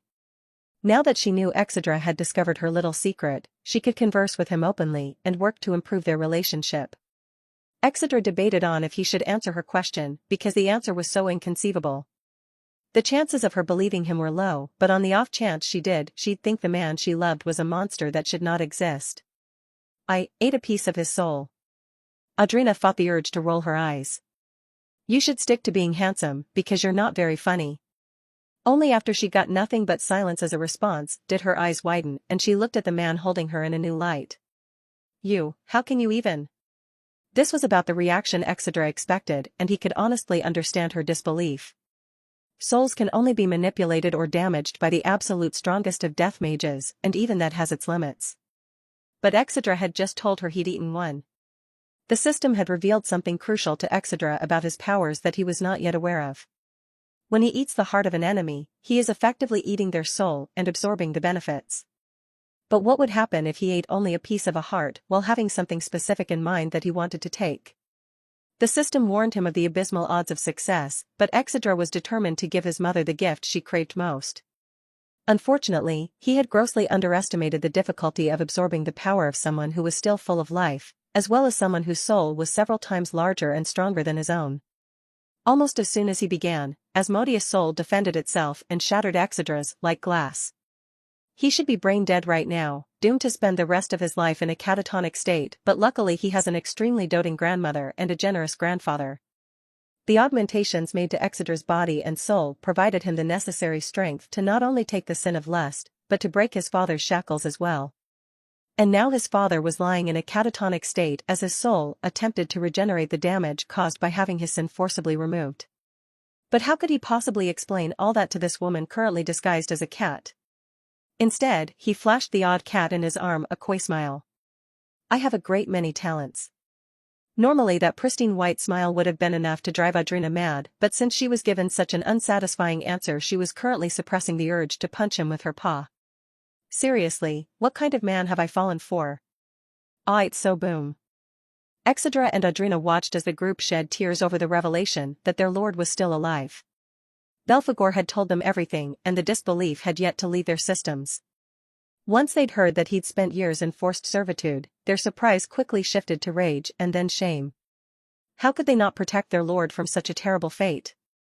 Were they even still fit to call themselves his sword and shield? As soon as Asmodeus awoke from his slumber, they would prostrate at his feet and beg for forgiveness. Exeter didn't feel it was his time to speak, he'd only come here to confirm something. His father was currently in a coma due to the damage Exeter inadvertently caused when he took the sin of lust. Unlike physical wounds, wounds to the soul are much more painful and more often than not require the body entering into a coma to heal. Time taken could vary from anywhere between a few weeks to a few months. Despite that, I was hoping he'd be an exception. Exeter turned around to leave, but not before leaving behind parting words. I'll be leaving him in your care. I'll return for him when it's time to reunite him with my mother. Luzman wiped her tears and looked at Exeter's departing back. Where are you going? Exeter did not answer immediately and instead smiled at a message only he could see. Mission: reclaim your rightful home. The castle of the former demon lord of lust was completely destroyed almost 20 years ago. Now humans have built a city on top of the rubble and the corpses of its soldiers. Reclaim what is rightfully yours and announce your status as demon lord to the world. Rewards: Demon's Absolution Technique, Halberd Art. Random Skill Lottery X3. 40,000 SC. Clippeth Seed. I'm going to get my home back. He smiled and left the room, leaving behind 3 individuals who had started to become uneasy. Good to see you girls are up. Exeter's next stop was to go find his wives, who coincidentally had just awoken. Lisa, Layla, Becca, and Valerie were all just getting out of bed and about to go looking for Exeter when he instead came in to grab them. I'm sorry girls. Truly. The dragon looked quite sympathetic as he bowed his head to his wives, while holding a sleeping child and a small cat. Upon seeing them again, his guilt exploded and he could barely look them in the eye. Especially Valerie. She had yet to meet his gaze since he'd entered and was quivering slightly. HM? What are you apologizing for? Layla tilted her head in confusion. Well, only Exeter's wives could put him at a loss for words. Lisa ran up to him and pulled him in for a hug. Did you think we would be upset we had to help you? The demon gave no words and only nodded. Layla approached the two with a cheeky smile. Did you think you were forcing us, husband? We chose to submit to you of our own volition. Becca chose this moment to seductively walk forward with her tail swaying back and forth. We wouldn't mind submitting to you again if you need us to prove it. Oh yes. Exeter chuckled slightly before gesturing to their sleeping daughter. It was then that all of his wives noticed how tightly Mira was holding on to her father in her sleep. Exeter couldn't put her down even if he wanted to. Maybe we shouldn't have been gone for so long. All 3 of his wives shared the same thought as they stared at the father-daughter pair. Suddenly, the sound of footsteps was heard and everyone looked back to see Valerie walking forward with a face flushed red. Why you have to take responsibility for doing something like that to me. Valerie was embarrassed just to hear those words come out of her own mouth, but she had no choice. As someone who'd had her fair share of one-night stands, Valerie thought she was used to pleasure and would never submit to any man. But from the moment she met Exeter, her tough and fiery outer shell fell apart completely and disappeared without a trace. She didn't understand what was happening to her, and she believed that if she just avoided him as much as possible, she could calm down and return to normal. But during those 10 days she was locked inside of a room with Exeter, he ingrained himself into her body so thoroughly that she knew she could never go back. Just the mere thought of being touched by another man was enough to make her sick. It had to be him and absolutely no one else. What are you saying? This was not at all how Exeter thought this was going to go. Valerie took several deep breaths before she looked into Exeter's eyes with a new intensity. I can't cook, she warned. I do not expect you to. I have a slight temper. I've noticed. I also have a drinking problem, she continued. What dwarf doesn't? Mira also might learn some bad words from me. She already has. And I'll never be a polite little noble lady or all feminine like I should be. Valerie-Exeter began. Despite that, I want to be a good wife to you. She offered him a shy smile that he found incredibly captivating. I don't need you to be anything but yourself. Exeter bent down and kissed her warmly on the lips. It took her long enough. Lisa murmured. Why was sex the thing to help her make up her mind? Layla asked. You fucked him too, you know exactly why. Becca pointed out. This bitch totally cut the line. I was here first. Audrina meowed and made known her furry displeasure, but Exeter paid her no mind and simply stroked her fur so she'd calm down. I'm blessed with such interesting women. Currently, Exeter and his group were leaving Belphegor's castle and preparing to head west where his mission was located. Along the way, he'd told his wives that he was now effectively the seventh sin and a king to demonkind, and as such, they likely would not be returning to Antares anytime soon. They'd also been informed that the city they were going to wipe out was to be their new home, so they had to cause as little damage as possible in the battle. I married a king. Valerie was walking hand in hand with Exedra, and the shock from his news was having a very noticeable effect. Daddy is a king. Does that make us queens? Lisa asked curiously. I don't think I like that idea. Becca responded. You don't have to wear fancy clothes or anything like that. Layla reassured. Oh? Okay, then I'm fine with it. Becca nodded. Exedra summoned 4 large abyss hounds and was slightly surprised. They seemed to be bigger than before. Is it the second blessing? Or something else entirely? 2 people each climbed up on a hound and they were easily able to sit up there comfortably, and the hounds didn't seem to feel the weight at all. Since Valerie was the newest and spent the least amount of time with Exedra, she was allowed to ride with him, but Becca and Layla didn't look too happy about it. They each shot her jealous middle fingers, to which she promptly returned before an idea bubbled up in her mind and she began to grope Exeter's entire body. You have to remember Myra's here, so we can't make any pit stops. Can you afford the consequences of teasing me when we're finally alone? Just the sound of him whispering in her ear was enough to send shivers throughout her body, and she meekly nodded but did not stop. After 10 days of non-stop sex, one would think his wives would be satisfied for a while, but they would be sorely mistaken. The urge to fall into that pleasurable hell their husband had shown them was still present and ever-growing. Exeter gave a mental command, and one by one all the hounds took off towards the destination that would be their home. Once all of the mice were exterminated, of course. The young girl with the golden light was taken by her father to the church in the city, where they praised her as some kind of saint.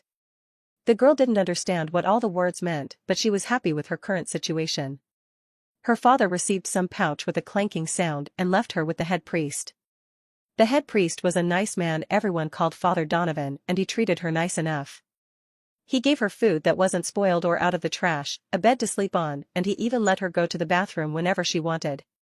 He kept telling her she was destined for a special purpose, but she didn't believe that. What could possibly be so special about her after all? Her new life wasn't all that great though. Sometimes she would hear some of the nuns make remarks, calling her strange, because she never spoke. It wasn't her fault though, she just became used to her father telling her that good children didn't make sounds. Today Father Donovan had told her that she would be going to a very special meeting with him.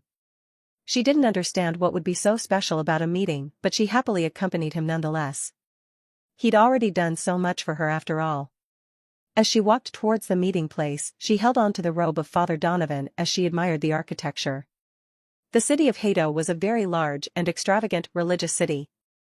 The girl had heard stories about this city supposedly being the former site of a demon lord's castle. But demon lords were supposed to be very scary, and this place was so beautiful, so surely that couldn't be true? Eventually, the pair reached their destination, a large and exorbitant mansion in the center of the city. They were escorted inside by the guards and brought inside to a simple meeting room with several people inside. The girl glanced over all of the people present before her eyes landed on a tall beautiful woman with 4 wings on her back. She desperately fought the urge to run up to the woman and pet her feathered wings. Something was screaming out to her that they'd be as soft as clouds. The woman's gaze finally seemed to settle on her, and she immediately frowned. What is the meaning of this? Her voice was regal and serene, like the distant ringing of bells. Father Donovan turned to face the little girl and gave her his signature polite smile. Ilya, show everyone here the pretty trick you do. The girl nodded only after frowning briefly. She didn't like the name the priest gave her. Even though she didn't have a name of her own, there was something about that name that made her feel uncomfortable. The girl held up her palms and her illustration's golden light sprang forth, and everyone in the room immediately sucked in their breath. This is. The woman muttered. It's divine power, all right. Father Donovan nodded with a satisfied expression. Ilya, here is the culmination of our prayers. This is madness. Do you not understand the threat? We cannot send a malnourished child on this hunt. The angel, whose name was Malnia, punched the table and shattered it into splinters. I understand very well. Father Donovan seemed unfazed by Malinia's anger and continued making his proposition. She is of course too small to venture into a battlefield, but we don't need her to do that.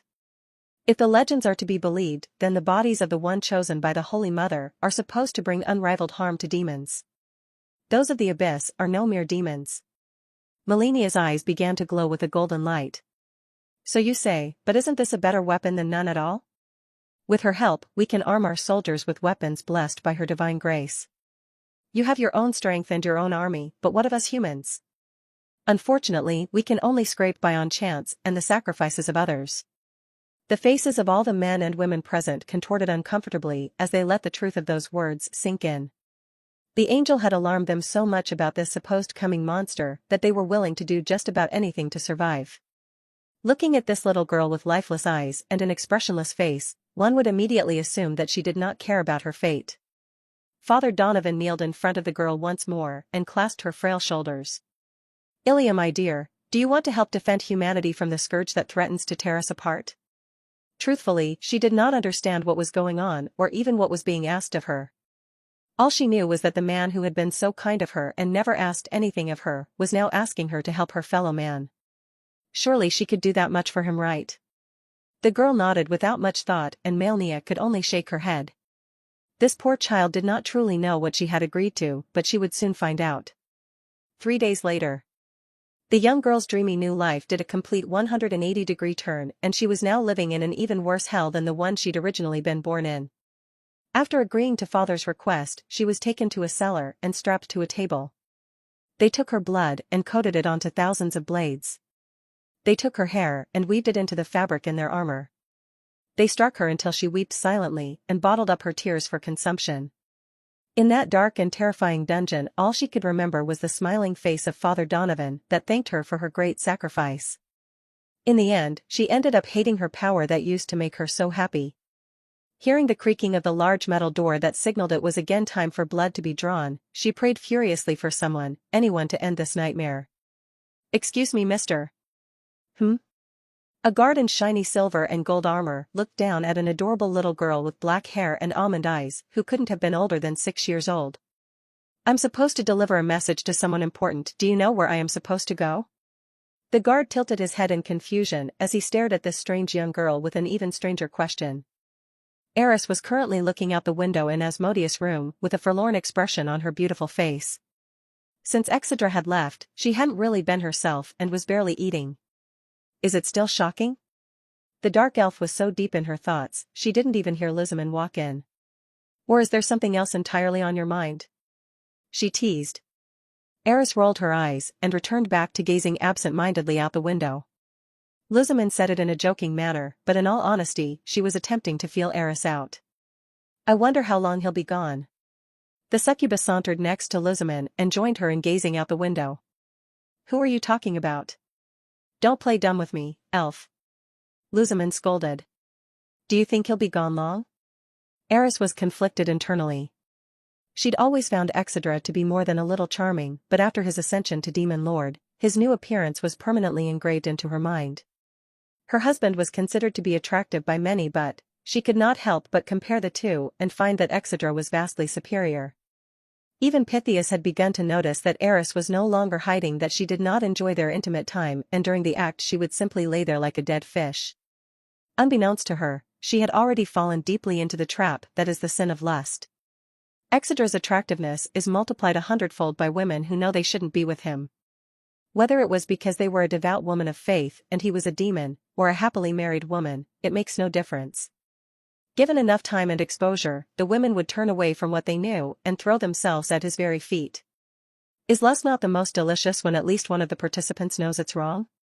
I don't know, but... Eris hesitated before she honestly answered. I would like to see him again soon. Lizamon smiled when she realized her friend was finally saying what she wanted. Truthfully, she'd never liked Pythias, and that dislike only festered when she learned the story of how the two became married. Should I push her a little more? City Lord Nicholas was having a pretty strange day. He'd just finished letting the team of extractors into the dungeon for their daily collection when a guard brought a small child into his mansion. The little girl had long silky raven hair, clear white skin, and 2 innocent almond eyes. She couldn't have been any older than 6 years old. She was said to be delivering some message from her father, but as soon as she saw a plate of butter cookies in the parlor, her eyes took on a visible sparkle, and she'd been chowing down ever since. ROES. Such a cute kid. What kind of irresponsible father sends a child this defenseless out on her own to deliver a message? The young girl hurriedly finished the plate of cookies before releasing a small satisfied burp and rubbing her stomach with a pleased expression. Nicholas chuckled as he handed the little glutton a napkin to wipe the cookie crumbs from her cheeks. Are you satisfied, little one? Yeah. The city lord chuckled before he sat down opposite Mira. What's this I hear about you having a message for me? Oh, right. The girl hurriedly began rummaging through her coat pocket and pulled out a crumpled-up letter. She cleared her throat and was about to begin reading when the hidden door to the dungeon creaked open and 3 men wearing pristine white robes carrying crates of materials came out. Oh? Who's this little one? She's adorable. I wish my daughter was that cute. The men all took turns offering the young girl on the couch compliments, but she was much too distracted by another fact. The misters smell like blood. Nicholas glared at the 3 men for entering without knocking before he put on a smile and lied through his teeth. Oh, these men are butchers, you see? They were slaughtering animals, because we're going to have a feast tonight. Would you like to join us, little one? The girl did not respond and instead climbed down from the couch and walked towards the secret passage the men had just emerged from. She knew what animal blood smelled like, and this was not animal blood. I'm sorry, little one, but you can't go down there. It's not a sight for someone as young as yourself. One of the men in white robes squatted in front of the young girl to halt her advance. The girl put on a thoughtful expression as she seemed to be having an internal debate. Do you just like animals? Tell you what, I have a dog at home that I find dash. Pow. The young girl delivered an uppercut from hell to the man in her way, and his eyes promptly rolled back into his head as he comically fell backwards. What the fuck? The 3 remaining conscious men were greatly shocked, but that quickly dissipated when they saw the young girl had continued her descent into the cellar and was no longer in the room with them. Get her. Nicholas commanded. The 2 collectors placed their materials down and chased after the girl.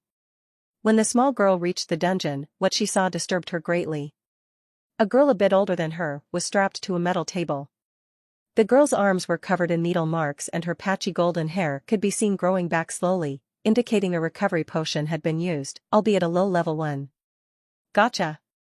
One of the collectors had caught up to the young girl and promptly placed his hand on her small shoulders.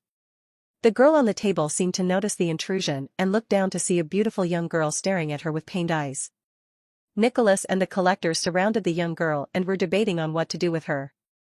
We can't let her go now that she'd seen this. Who'd believe her?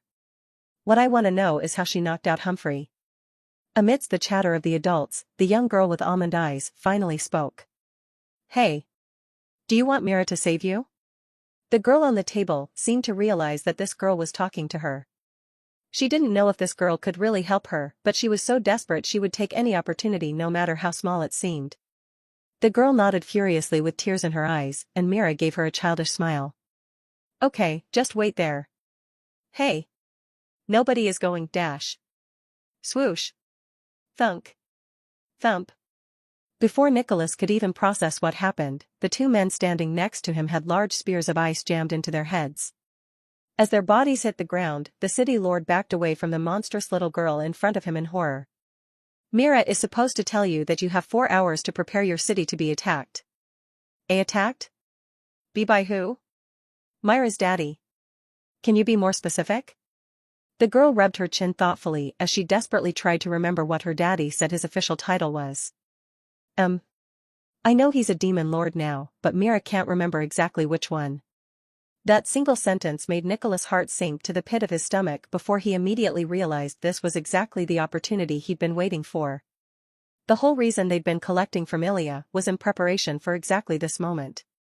But for right now, he had to play the part of a spineless fool so as not to arouse suspicion from this powerful child. Ah. How scary. Right? Myra's daddy is super duper strong.